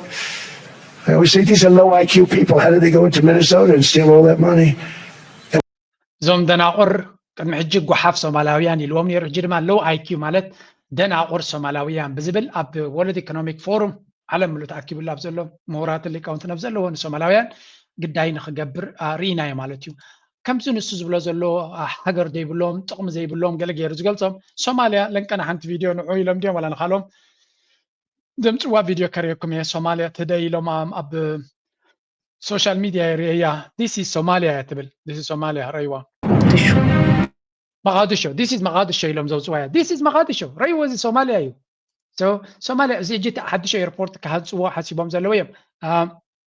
مقادشو ابزوان زي اكما يكونتات كم زلو ስለዚህ Somalia ክንብልከልና ስእልና ይርስናውን ከነስተኻኸል ኣለና እዚ ትርኩ ክሰርሕዎ ምስ Somalia ተራዳድዮሞ ዘለዎ ኤርፖርት እዩ ካልእ tourism ናይ سعودية ايرلاينز ناو يخيدالو ناي تركي يخيدالو ناي قطر يخيدالو سلازي اتا هاجر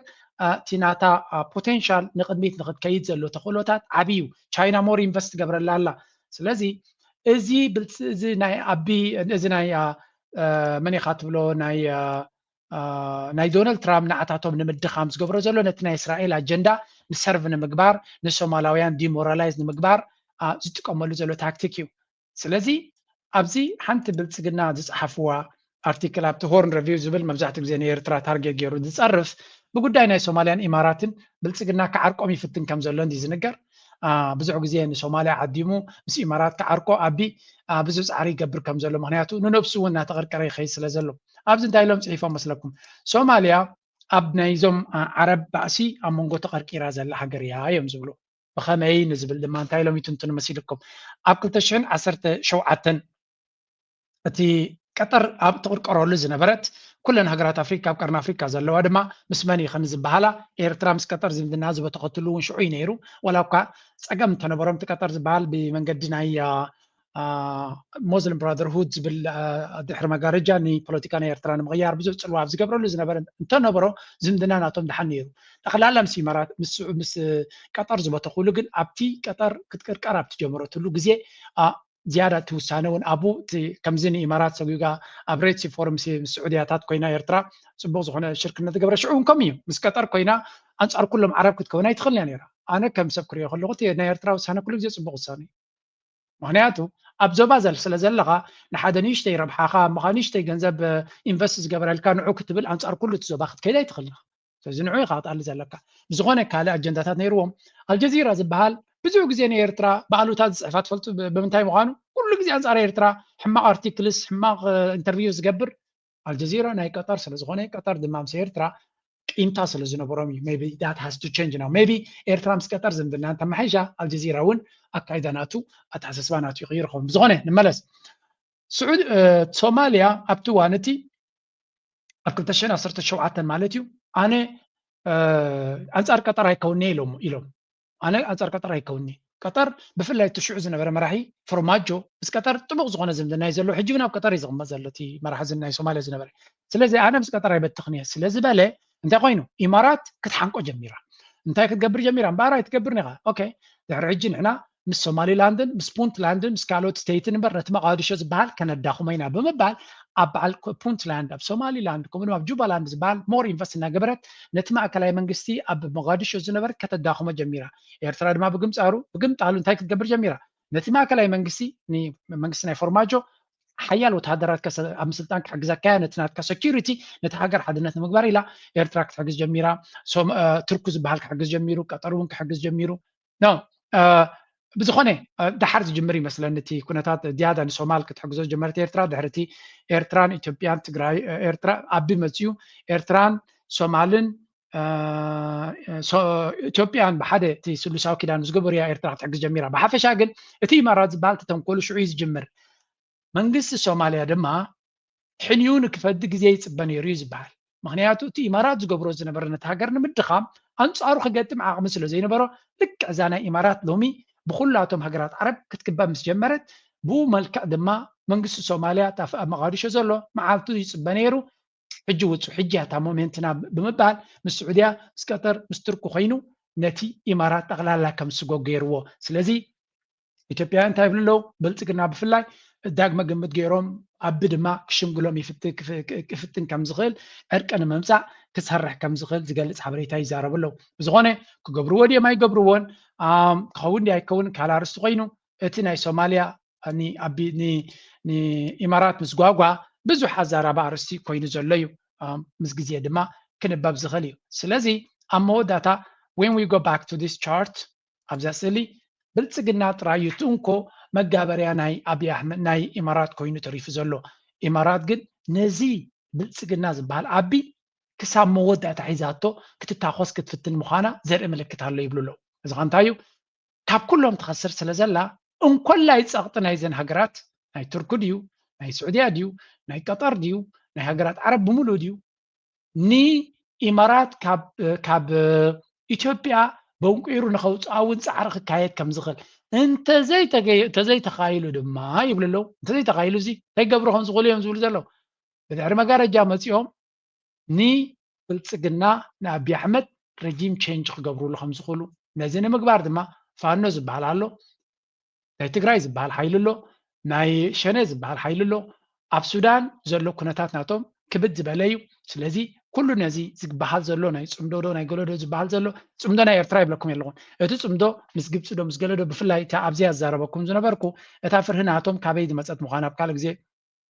ሓንቲ ዘረባ ኣብዚ ምፅልኩም ነይረ እቲ ፍርሒ ካበይ ዝመፀ ምዃኑ መረዳእታ ክብል እየ ዝግጅት የደረሰን መረጃ አንደኛ በዛሬው ዕለት ሐሽፋ በሚባል የሱዳን ጠረፍ ከተማ ላይ የህወሓት የጦር አዛዦች የተወከሉ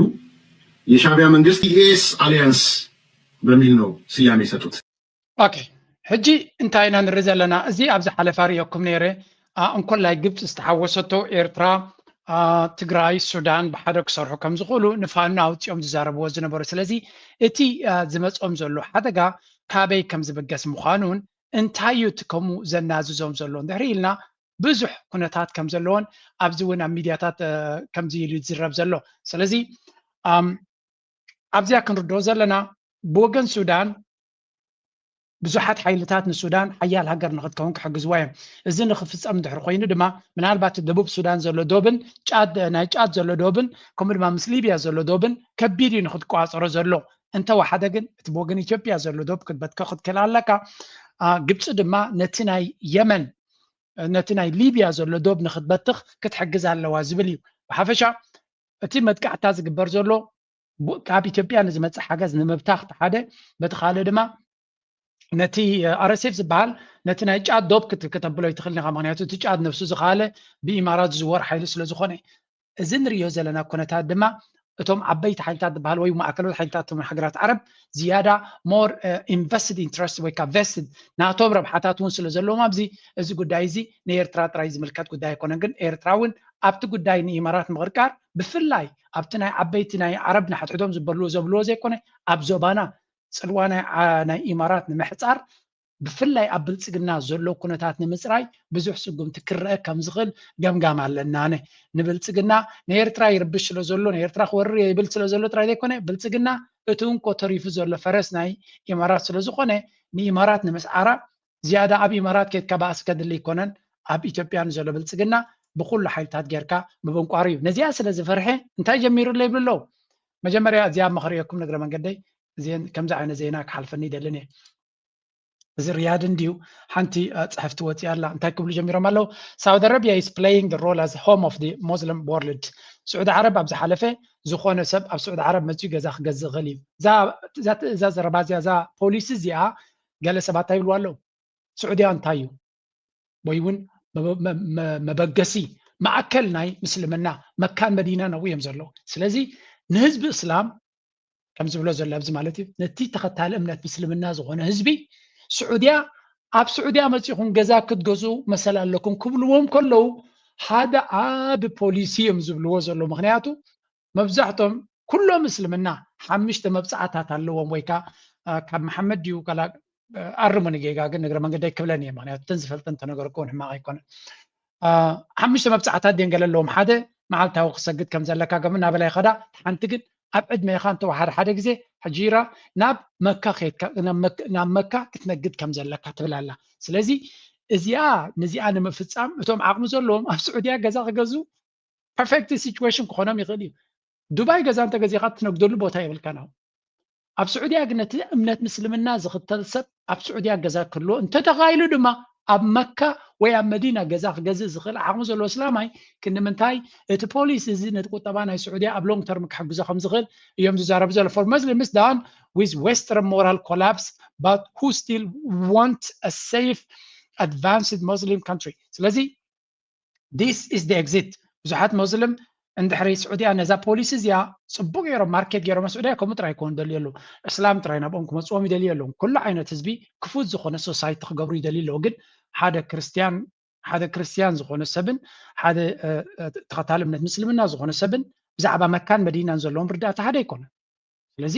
እስላም ዝያዳ ኣብቲ ናይ ሃይማኖታዊ ቦታታት ሜይቢ ኣብኡ ፎከስ ገበሉ ንክርስቲያን ግን ሜይቢ ትገማግም ባሕሪ ዲ ካልእ ከገድሶም ይኽእል ስለዚ ኢኮኖሚክ ትራንስፎርሜሽን ኣብ ምግባር እዚ ፖሊሲ እዚ ንስዑድያ ዓብ ሓገዝ ክገብረላ ይኽእል ይብሉ ኣለዉ ንሕና ከም ኤርትራውያን ዌር ዋቺንግ ነዚ ኩነታት እዚ ንዕዘብ ኣለና ስለዚ ኤርትራውን ካብዚ ብዙሕ ተፀላውነት ክህልዋ እዩ ምክንያቱ ፊት ንፊት ናይቲ ሃገር ዘላ ስለ ዝኾነት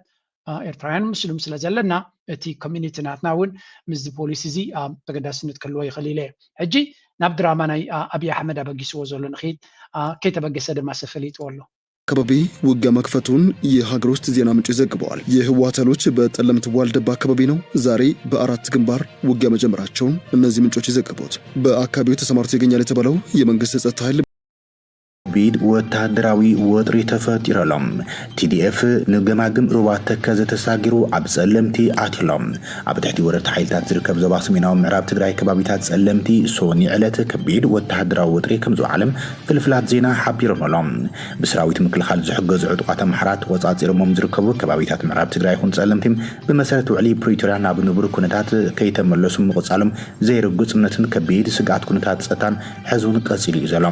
በዚ ድማ ኣብተን ከባቢታት ሓያሎ ወታደራዊ ምጥንኻራትን ንጥፈታትን ከም ዝቐጸለ ዝሕብሩ ፍልፍላት ዜና እቶም ወረርቲ ኣብ ልዕሊ ሰብዓ ዓዲ ዝፍጽሞ ግፍዕን ሕዝውን እናቐጸለ ከም ዝኾነ እዮም በብእዋኑ ዝስምዖም ቲዲኤፍ ድማ ኣብተን ከባቢታት ተኸታታሊ ወታደራዊ ምጥንኻራት እናግብረ ከም ዝቐንዮም ሎሚ ድማ ብወግዒ ሩባ ተከዘ ተሳጊሮም ኣብቲ ከባቢ ከቢድ ወጥሪ ምስቶም ወረርቲ ሓይልታት ከም ዘጋጠሙ ተገሊጾም በዚ ድማ ኣብቲ ሓሊፉ ዘሎ ሶኒ 18 ጥሪ 2018 ኣብ ዝተፈላለዩ ከባቢታት ጸለምቲ ኣብ መንጎ ተከዘ ዝተሳገሩ ቲዲኤፍን እቶም ገበቲ ሓይልታትን ከሙን ሰራዊት ምክልኻል ዘለዎም ሓያል ወጥሪ ከም ዝወዓለዮም እቶም ፍልፍላት ዜና ገሊጾም ዘሎም ካብ ቲዲኤፍ እዚ ንሰምዖ ዘለና ዘረባ ንሓቅነቱ ዝምልከት ኣብዚ እቲ አምሓራ ወይ ሚዲያ ናይ አምሓራ ዝበሎ ስምዑ እንግዲህ ዘውዱኛ እንቀጥል። በተለይ በአንደኛው ላይ እናተኩር የብልጽግና ካድሬዎች ጸለምት ላይ ህወሓት ትንኮሳ ፈጽሞ ከዛ ተደመሰሰ የሚል በፎቶ የተደገፈ ነገር እያወጡ ነው ያሉትና የብልጽግና ካድሬና የሚዲያ ሰራዊቱ ሚሊሻ ነው የሚሉት የሚዲያ ሚሊሻው ያሰራጯቸው ዘገባዎች በዋዛ የሚታዩ አይደለም። ከጸለምት ወልቃይት አካባቢ የኦህዴድ ብልጽግና የሚጫወተው ቁማር አለ። ከዚህ ቀደም በጨፌው ምክር ቤት አዳማ ላይ የወልቃይት ጉዳይ ተነስቶ ለምን ልባት አያገኝም ብለው የጠየቁ የጨፌው ምክር ቤት አባላት በእነ ሽመልስ የወልቃይት የራያ ጉዳይ ለእኛ ልክ እንደ ብሔራዊ እንደ ሎተሪ ነው፣ ዝም በሉ ምን አገባችሁን የተባሉት። ከም ንሪኦ ዘለና እዚ እንድዩ እቲ መቸም እንታይ እዮም ዝብሉ ዘለዉ ድራማ ናይ ብልፅግና እዮም ዝብልዎ ዘለዉ። ብልፅግና ዝመፆ ዘሎ ትጥምጠሞ ዘላ ገመድ እናረኣየ እናፈለጠ ይመፅእ ስለ ዘሎ ወይ እውን ብሩህ እናኮነ ይመፅእ ስለ ዘሎ እንታይ ክፈጥር ኣሎ? ፎልስ ፍላግ ናይ ሓሶት ፕሮፓጋንዳ ኩናት ከም ዝጀመረ እቲ ዕላማ ድማ ኣብ መንጎ ህዝቢ ምሓራን ህዝቢ ትግራይን ዘሎ ምትልላኽ ወይ እውን ዘሎ ዘይምርዳእ ናብ ኩናት ክቅይሮ እዩ ዝደሊ ዘሎ። እዚ ኣቢ ዝበሃል ዲያብሎስ እዩ ክብልዎ ከለዉ ምግናን ኣይኮነን፣ ንህዝቡ እናባልዐ ክነብር ዝደሊ እዩ። ስለዚ ነዛ ትሪእዋ ዘለኹም ባዕሉ እቲ ናይ ብልፅግና ናይ ሚድያ ምልሻ ኢሎም ከማን እጂ ወታደራት ዘይኮነስ ምልሻ ናይ ሚድያ ዝኾኑ እንታይ ኢሎም ህወሓት ናብ ጠለምቲ ወይ እውን ናብቲ ምዕራብ ትግራይ ንምእታው ወታደራዊ ስጉምቲ ገይሩ ኢሎም ኣብ መንጎ ነቲ ናይ ፋኖ ሓይሊ ነቲ ናይ ኣምሓራ ቃልሲ ሓድነቱ ገይሩ ኣንጻር ብልፅግና ክዋጋእ ተበጊሱ ዘሎ ህወሓት ይድመፀካ ዘሎ ዝብል ድራማ ገይሮም ሰብ ማሪኽና ክዳን ዝተኸደኑ ገለ ገይሮም ማሪኽና ዝብል ስእሊ ገልታት ገይሮም እንታይ ገብሩ ፈቲኖም ኣለዉ። እቲ ፀገም ነቲ ኣብ መንጎ ኣምሓራን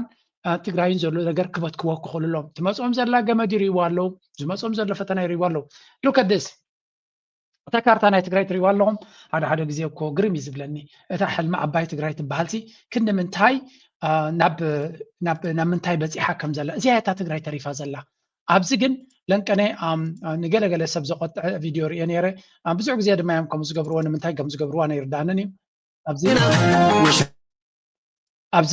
ሕልሚ ዓባይ ትግራይ ናይ ኣግኣዝያን ኢሎም እታ ስእሊ ፅቡቅ ገይሮም የብፅዋን ኣለዉ። ኣብዚላ ተጋጊየ መስለኒ ካልእ ስእሊ የምፅልኩም ዘለዉ ንሓና ኣብ ካልእ ከምፃልኩም እዮም ዝኾነ ሕጂ እታ ትግራይ ትበሃል ዘላ እዚኣ ዘረባ ግን ካብዚኣ ዝገደፍክዎ እታ ዓባይ ትግራይ ዝብልዋ ዝነበሩ እየ ከምፃልኩም ሓሲበ ግን ገለገለ እዮም ከዓ ዓባይ ኤርትራ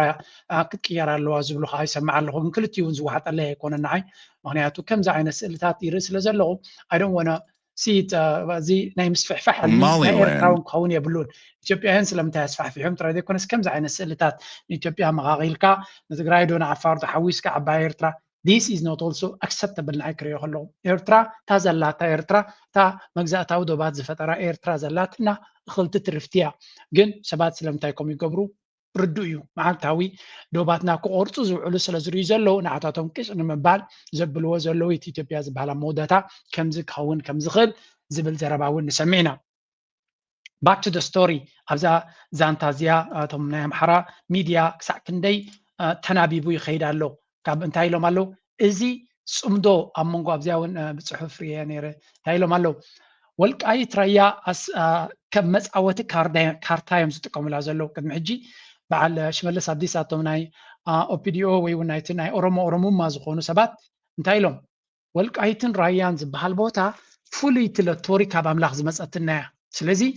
እዚአን ቦታታት እዚኣተን ብፍፁም እኳ ኢና ንትግራይ ንህበና ኣምሓራ እንታዳ ከነባልዖም ኢና እንተተኻኢሉ ከም ዝርስዕ ዋን ጌርና ኣካል ናይ ኦሮሞማ ወይ እውን ኣካል ናይ ፌደራል መንግስቲ ኢልና ክንሕዘን ኢና እሱ ዘይከኣል ተኮይኑ ድማ መባልዕ ናቶም ክንገብረና ዝብል ከም ስትራቴጂ ዝሓዝዎ ምዃኑን ሕጂ ድማ ኣብ መንጎ ትግራይን ኤርትራን ከምኡ ድማ ምስ ፋኖ ፅቡቅ ፅምዶ ይመፅእ ከም ዘሎ ተረዲቦም ስለ ዘሎ ወልቃይትን ራያን ዝብላ ካርዲ ክጥቀሙለን ድሮ ክብገሱ ጀሚሮም ኣለዉ እዩ ዝበሃል ዘሎ። እዚ ኸ እንታይ ዘርእየና እዚ ብወልቃይትን ራያን ክበሃል ከሎ ብግምጣሉ ድማ ካልእ ድራማ ኣብዚ ፈጢሮም ኣለዉ። ስለዚ እቲ ብልፅግና ኩለንተን ካርታቱ ክጥቀመለን ጀሚሩ ኣሎ። እሱ ድማ ካልእ ግዜ እውን ክንሪኦ ንኽእል ኮይኑ ኢና ኣብዚ ስእሊ ነይሩ ከም ትሪእዎ ዘለኹም ኖ ዲስ ኢዝ ኖት ኢት ኣብ ዓፋር እቲ ሓራ መሬት ዝበሃል ዝነበረ ንሳድያ ነይራ እያ እዚኣ ይመስለኒ ኣንቲ ቲፒኤልኤፍ ፕሮክሲ ፎርስስ ኢን ኣፋር ሪጅን could not hold ሳይኮነት ነይራ ግን ድሓን ኣብ ካልእ ክበክሜ ኣብቲ ክልል ዓፋር እውን እቶም ሓራ መሬት ተባሂሎም ዝነበሩ መጥቃዕቲ ክገብሩ ከም ዝጀመሩን ናብቲ ክልል ዓፋር ነቲ ህዝቢ ዓፋር ከሰራጥይዎ ከም ዝጀመሩን እዚ እውን ኣገይን ኣብ መንጎ ትግራይን ዓፋርን ንዘሎ ሓዊ ንምእታው ዝግበር ዘሎ ገይም ምዃኑ ምግንዛብ የድሊ። ስለዚ we are watching a lot of games ብዙሕ ፀወታታትን ተንኮላትን እዩ ዝረአ ዘሎ። እቲ ብልፅግና ኣብቲ ፀገማት ናይ ኢትዮጵያ ተሓቢኡ ክነብር ዝደሊ ንዓታቶም እናባልዐ ኣጀንዱ ክፍፅም ዝደሊ ምዃኑ ካብ ግዜ ናብ ግዜ ንወላ ነቲ ህዝቢ ኢትዮጵያ እናበርሃሉ ይመፅእ ኣሎ። ስለዚ እቲ ዝገብሮ ዘሎ ፀወታ እዚኣ ታቀርና አፍሪካ ትበሃል ስለዚ ትግራይ ኤርትራ ፋኖ ሱዳን ጽቡቕ ዝኾነ አላያንስ ጌሮም ኣለዉ ኮላይ ግብፂ ተሓዊስዎ ለባሃል ኣሎ እታ ገይም ፍልጥ እያ ኣብ መንጎ ትግራይን እዚ ናይ ትግራይ ሓይሊ TDF-ን ፋኖን ኤርትራን ዘሎ ውህደት እንድሕር ሓይሉ እንድሕር ዓብዩ እቲ መን ኢኻ ትብሎ ብልፅግና ቦታ የብሉ ስለምንታይ ኮም ንብል ኣለና ጃህራ ኣይኮነን እዚ ንፋኖ ንበይኑ ኣይከኣሎን ኣሎ ያ ኣብዚ ፋኖ ለንቀን እንታይ ይገብር ኣሎ ይብሉ ኣለዉ ረዩ ዘገርም እዩ ኩለት ምንቅስቃሳት ኃይሎችና በሰራዊቱ መካከል የሚደረጉ ውጊያዎች እንደቀጠሉ ነው። ከዛ ጋር ተያይዞም በርካታ በተለይ ወጣት ልጆች በጉልበት በግዳጅ እየታፈሱ ወደ ማሰልጠኛ ሜዳቸው የተሰማ ነው። በአንጻሩ ደግሞ የአማራ ክልል የመንግስት የክልል መዋቅር በተለይ ሚሊሻና አድማ ብተና በገፍ የፋኖ ኃይሎችን የተቀላቀለ ነው። በተለይ የአማራ ፋኖ ብሔራዊ ንቅናቄ ከም ትሪእዎ ዘለኹም ፋኖ ነቲ ብልፅግና ትንፋስ ብዘይህብ መንገዲ እንድዩ ዝሃርሞ ዘሎ ዝበሃል ዘሎ ወላ እቲ ፋኖ ዝበሃል ክወጥቀሉ ዝኽእል መንገዲ እንድዩ ዝደሊ ዘሎ እቲ ብልፅግና ክዳኸመሉ ዝኽእል ፋሕፋሕ ክብል ምትእማን ከጉድል ብሓደ ናይ ምስራሕ ዓቕምናቱ ከም ዝፅንቅቕ ክገብሮ እዩ ዝደሊ ዘሎ ግን ፋኖ ድማ መመሊሱ ይሕይል ኣሎ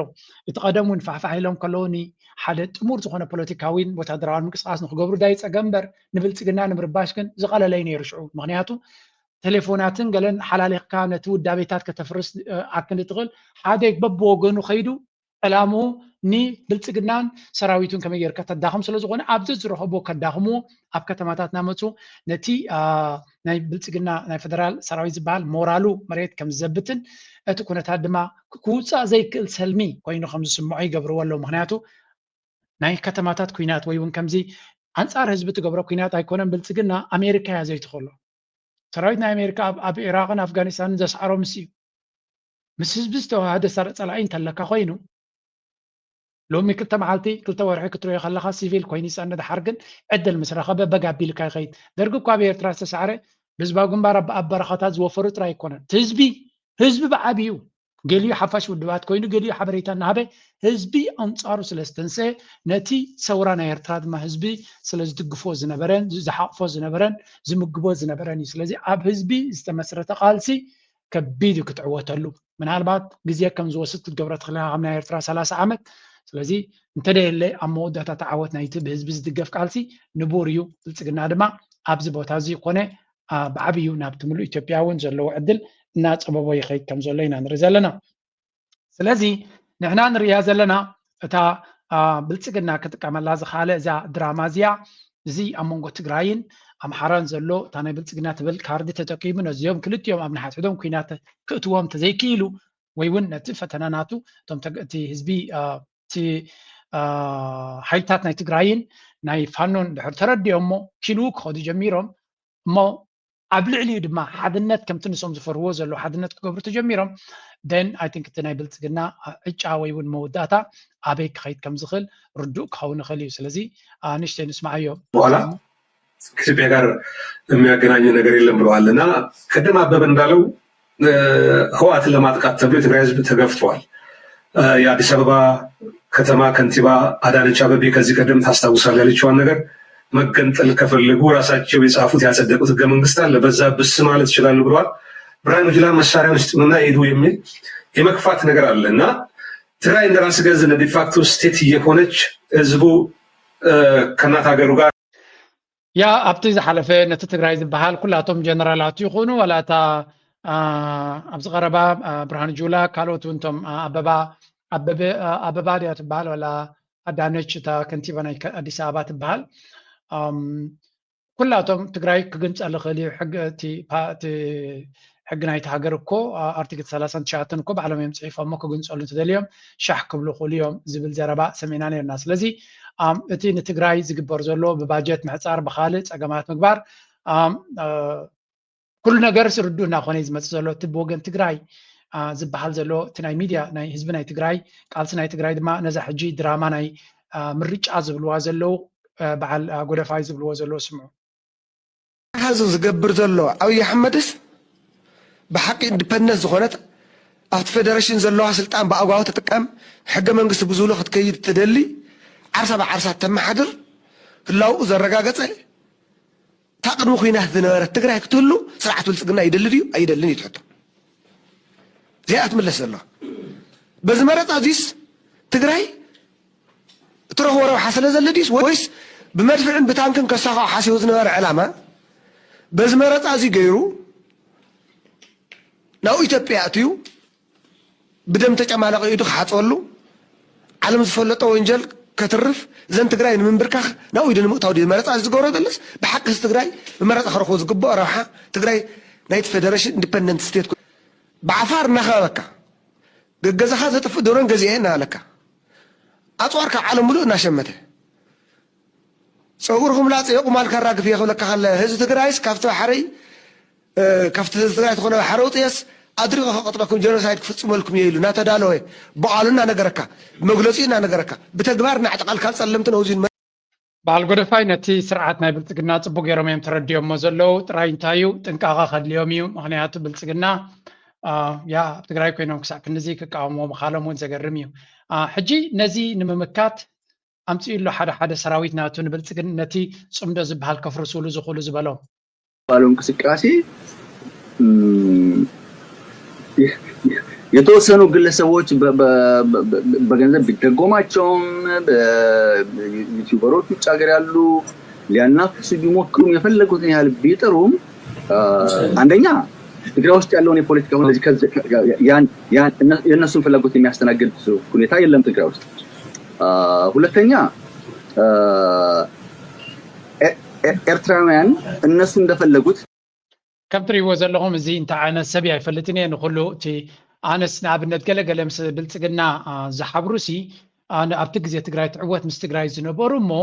ናይ ትግራይ ሓልዮ ዘለዎም ገለ ኮይኖም እዮም ዝስምዑኒ ነይሮም ተራኻ ግን እንተወሓደ ስታ ፅምዶ ንዓ ኣንፃራ ጠጠው ክብልሲ ነቲ ህዝቢ ትግራይ ዝሓሊ ዝነበረ ከመይ ገይሩ ይኸውን ድሕሪ ኢልካ ማሲ ትግራይ ትዕወት ክብል ዝፀንሐሲ ፅምዶም ኤርትራስ ከመይ ገይሩ ክሳዕ ክንዱ ካሕምማ ይኽእል ሜቢ ንሻዕብያ ክፀልእ ይኽእል ግን ናይ ህዝቢ ንህዝቢ ፅምዶሲ ክሳዕ ክንደይ ከመይ ገይሩ ክሕምማም ይኽእል ወላ ነቲ ኣጀንዳ ናቶምሲ ፋሕ ከብለሎም ኣይክእልን ዶ ገለገለኒና ንብል እዞም ሰባት እዚኣቶም ግን ሕፍረት ዘይብሎም እዮም ናይ ህዝቢ ይኹን ናይ ካልእ ረብሓ የብሎምን ናይ ኩርሲ ረብሓ ዘለዎም ናይ ኩርሲ ሕልሚ ዘለዎም ናይ ኩርሲ ሕልሚ ድማ እታ ፅምዶ ትበሃል ዘላ ናብ ኤርትራ ዘሎ ስርዓት ንምእላይ ዝነበረ ኩነታት ብቐሊሉ ከጋጥም ከም ዘይክእል ስለ ዝርእይዎ ዘለው እቲ ናይ ህዝቢ ሰላምን ርግኣትን ወላ እውን ዓብ ነገር ኮይኑ ንብዙሕ እንተዘይበፅሐ ኣብቲ ዶባ ዘሎ ህዝቢ ሰላም ክረኽበሉ ዝኽእል እንድሕር ርኢኻሲ ኮንደኾን እዚስ ከመይ ገይሩ ይዓቢ ኢልካ ክሰርሕ ዘለካ እምበር ንዑ ከመይ ጌርካ ተፍርሶ ይትሰርሕን ኢኻ ግን ብርግፅ እንሪኦም ዘለና ሰባት ግን ሓቀኛ ምስልናቶምን ድሌትናቶምን ይገልፁ ኣለው ሓራ መሬት ኢሎም ዘበገስዎ እንዳ ብልፅግና ድማ ፋሒላቶም ረዩ እዚ ሰላም ከመይ ኔኻትኩም ዳሕና ዲኻትኩም ያው ካብ ትማሊ ጀሚሩ ኣብቲ ማሕበራዊ ሚድያታት ብጣዕሚ ቢዚ ኮይኑ ፀኒሑ ያው እቲ ኣባይታ ለሎ ሓቂ ያው እሱ እዩ ማለት ብድሕሪተይ ለሎ ሓወልቲ ይምስክር ኣሎ ኣነ ያው በቲ ህዝብን መንግስትን ዝገበረለይ ፃውዒት መሰረት ናብ ትግራይ ዓደይ ተመሊሰኒ ኢኹ ስለዚ ቅድሚያ ክብሎ ልደሊ ብዝተፈላለየ መንገዲ መቸም ኣብኡ የቐንኻ ጥራይኻ ትብሎ እዚ ናብ ትግራይ ተመሊሱ ምስ መንግስትን ህዝብን ዝገበረለይ ኣቃብላ ይብላ ኣሎ ኣብኡ የቐንኻ ጥራይኻ ትብሎ ምክንያቱ ይቕንዩ ድዮም ኣይቅንዩን እቲ ፖለቲካ እውን ዘገርም ስለዝኾነ ምግምጣል ናይ ፖለቲካ ኣብቲ ትግራይ ፍልይ ዝበለ እዩ ዝኾነ ካብዚ ናይ ፖለቲካ ሓሸውየ ወፂና እስከዚያ ክንሰምዓ እዚያ ንብዙሕ ሰብ ጫቁጫቅ ትብል ዘላ ዘረባ እዚስ ናብራ ኣይኮነን እዚ ውሕስነት ኣይኮነን ፈፂሙ ውሕስነት ኣይኮነን ማለት እዩ ሙሉእ ሂወትካ ከም ብዕዳ ባርነት ዝኣተወ ሰብ ኮይንካ ኢኻ ትነብር ማለት እዩ ከይከፈልካ ናብ ክትከዶ ትኽእል ቦታ ስለዘይብልካ ለይትን መዓልትን ደቅኻ ከይጣዕሞም ከሎ እቲ ዋና ናይቶም ገዛውቲ ዝሸጡ ትካላት ይጥዕሞም ቅድሚኻ ማለት እዩ ሽዑ ማኪና ካብ ዝኣረገትካ ትሕፍረካ ገለመልታትካ ነቶም ናይ ማኪና ትካልካ ትህብሞም ንዓኻ ክትከፍላ 7 ዓመት ተወስደልካ ማለት እዩ ሕጂ ደሞዝካ ቅድሚ ናብ ምግቢ ምብፅሑ እቲ 9 ሚእታዊት ይውዳእ ናብ ኣስቤዛ ከይበፅሕካ ከለካ ማለት እዩ ሕጂ ውሕስነት ኣይኮነን ውሕስነት ዝበሃል እንታይ እዩ ውሕስነት ማለት ኣብ ሓደ ቦታ ረቂቕካ ኪኖቲ ንክትነብር ንክትበልዕ ኢልካ ትፅዕሮ ለይትን መዓልትንሲ ኪኖስ ተወሳኺ ናብራ ክህልወካ ሂወትካ ብዛዕባ ንክትነብር ምፅዓር ጥራይ ከይኮን ካብኣ ሓሊፍካ ኪኖ ክነብር ምፅዓረይሲ ገለ ነገር ገብር ክትብል ትኽእልካ ሽዑ ክትነብር ጀሚርካ ኣለካ ሕጂ ሓበሻ ኮይኑ ተሰዲዱ ምዕራብ ገለ ኪኖ ፃዕሪ ሓሊፉስ ንእሽተይ ናብራ ዝነብር ከምዚ ቀዳመ ሰንበት ቴኒስ ክፃወት ክኸይደ ደቀይ ክሕምሶም እየ ገለ ዝብለካ ኣዝዩ ውሕድ ዋላ እቲ ዝገብረንካ ብክንደይ መከራ እዩ ዝገብረን ማለት እዩ ኣብ ዓድኻ ኮይንካ ግን ቀብሪ ትኸይድ መርዓ ትኸይድ ኣብዚኣ ትሪእዋ ዘለኹም እዚኣ ዘከርያስ ገሪማ زاربا زلو I think more نتناي أب أمريكا زنبر society أو سلزق ما نوعي قبل زخل إزي زبلو زلو أبزي أوروبا ملو بملو كل سبت دايما ولا ترى سرح زلو أنا بسويسرلاند خوين خريو خلقو شو ما أنت ساعات راي سرح بس حسب سلزي دك خاصوين بول موسى ديو كعسويس كام خاديو ويكند معرف ديو كم نبوري أبزي انتاي جن كزارب فتينو زلو سو بزحات أبزي دقة نايت كل عمتات تصددوا سبات جل سبات نقول لهم ما يكون جل يوم كامل كتاكم خلي أبز channel زلهم من بعد يوم كامل كتاكم خليزي أبي أوروبا تصديدهم ترفزي باللي هيوت أبي أمريكا تصديدهم زخونة يكون عادة ماليسهم هيوت كجبرولو زخولو كت أباس لزي هانسو نتوم أب أفريقيا خيدهم جل نجار كجبرمو الدلاس أب أفريقيا زيادة زلوا جل جزم درحيس كانوا زبلو كده خمو زعتوا سبات ريال لهاني هاي بحر النسخة فيل جيركا it's your problem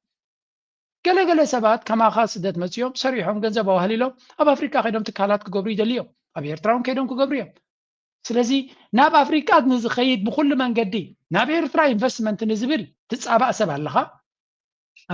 مغناته أتسب مساحة بقولنا خازول قال سباتين نقول لكم كون زوم مساحة تسيدهم زلوا أبي إرترا خيدهم جزاو تسريحهم تكالات هانيسهم سخال زخول تسديد كات رايكا مسترف كات فلات سلا تغل ويكت فلات سلا تغلي كحمة ما كاي غليزي سلازي زخوني يقولنا وغير كاز غير نابنت نزون كويم أنا أبي كتحازا جميرة نسود دزيجي بزوحنا غفيتا تاتري يلغو أتوم سبات أبزود اللوفيو كنقرأكم أيكن قل عينت باتا دلو بوتا باي فيديو تتمر زورتكم فيديو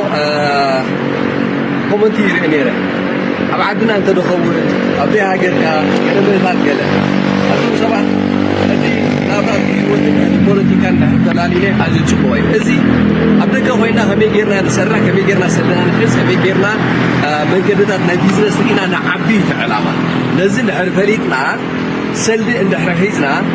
نقول لهم بعد سرعة بقول أنت سديدهم أبكلا هجري ميرو بقولنا تسديدنا لنا عملنا يتعاملنا نحط كت بلنا سلدنا يكبرنا سلد أكيدنا سلدنا حزنا أبزو خونا بوتا يكون من تاع تشاينا يكون باكستان يكون هندي يكون ولا أفريقيا يكون سلدنا حزنا أكيدنا دليلنا تانيحنا جزيلو نعدنا نقولوا جزيلو سلام نقولوا جزيلو نقول بايتا دفترلو شعو زخول سبب زدلو نزيد قبر دلو سند حزن نحط صنيحو أبعد خيدو جست كنده جزيه يدليو أو شحد عمسي كالك خون خلي ولا يطيع الله بزي أتي إرراوسي أبزخونه بوتان تاي قبر الله سيري الله سلازي أتي سلخ تحزلو تخؤلو سبتاد اللهم سدد أبزخونه بوتان لنا سبتاد اللهم سلخ تحزلو تخؤلو من قدرات من حرية أنا باخم لمغربي سلازي أتي أبومنتو الله وعدنا يا أنا وخلت أنا يجب عديد الله كجبرت تدل وخنا الله دس بلني جن ده بايت هذه اللي هو ويزخونا نجار الحري دعوتها كويكا زيز كم زخوني زبلك أنا جر بحدي لك ساب زخون السوق أنت هتجبر لك تقالات إفكا تزرباناتو أنا عيردتيا أنا بمزح سبون ردويو مغنياتو سب نزنا أوروبا أنا أمريكان هي وتسأليو أبا أفريقيا خيدو ما يبنى بعدون خير خلي قلنا يرترا ساب حجة تي قتالي عم برحت سلازي تولع سبات دما زسلچوم سبات سلازلو نتوم أبكال كيدوم زفتنو زلو تخيلنا جوخ من بلتا دي لكن تسفا زغرز زربان تدي تزاربنا سناي مبلقانه ناتكم ريتون كسمي دلي نزحونا طراين مدقافو قال يكون قانا بحفشا تي حساباتنا بافريقيا خيدوم ولا ونكو إيرترا كل نجر كفيتا نعو أبعدهم سرحون تيلهم كو قال يوم أنا بإيرترا ترادي كونس أب رواندا أب إيرتران أب كينيا قبري قبلو خيام سبو مغنياتو إكسبورت هنقبرنا كونكشنز مس أفريقيا لنا مسكال زيادة قلنا بأفريقيا نزقبروها أفريقيا ونكو مبقوا الكونتيننت نايو إيرترا هجرنا جن أفريقيا ونا أنا بغربايو سز أفريقيا كم عبلنا وندلينا سزيد حسابات كم حماق عين رأيو كل جزء دما كابزي أبسدت نبيرنا أبو كم نتأفق يرنا نحسب كل جزء كابتزل لنا يكونتات جنزبنا تبغيرنا حاز قطبانا هناس إنفست نكبر بدنا يكون نبرواندا نبكينيا سوسبوغي قبرة دقيقة أب ستوك ماركت أب كريبتو أب كالي أب وركي أب سيلفر أب كمزوتات إنفست ناقبركا دايفرسيفايد زخونا بورتفوليو ندحرجيركا صباح نقوه إيرتراون تعدي نتمدرخ مسكفتت نعاخاز بلد عدلي كل وكا تمكرون سلازلكا كابيتال ون سلازلكا كونكشن ون سلازلكا زبلد عدل كونا كايغل كولا كيغل سلازي صبوق حسابيو كم زعينت كاب بوليتيكا وصينا اب قطبانا خنزارب كعجزونا زخلو عدنا دما كما يتخيد كم زلا እዚ ግርግስም እዩ ስለዚ ዓድና እውን ካብ ካልኦት ትስንፍ የላ ትኸይድ ኣላ ፅቡቅ ትኸይድ ኣላ ናብ ጽቡቕ ገጻኻ ተስፋ ይበና እዚ ኤርሊንክ ካብ ዘውፅዎ ነይሩ እቲ ሙዚቃ ኮፒራይት ከይህልዎ ኢለ ዝኾነ እዚ እውን ሰናይ ነገር ካብ ዓድና እዩ ጽቡቑ እናተመነና እስከቲ ሙዚቃ ሰማዕ So yeah, na English copyrighted council ዝኽእል ኢለ ዘይገበርክዎ እዚ ካብ ኤርትራ ዝወፀ እዩ ናይ ሎማ ርሰብ ዝውደ ላይክ ምግባር ሼር ምግባር ሪቶን ሓሳብን ግደፍ እናበልና ምዝያ ናይ ገብረልኡል ሓዳሽ ደርፊ ክገድፈኩም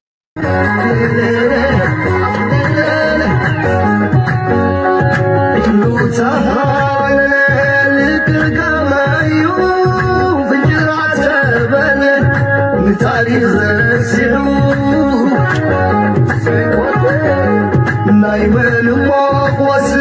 لاي عليت دروس سلف لدى يفرح سوسف ملاليو نفرضينا غنيت سعديد بغيرة نفرضينا مقاد شلنا النغلا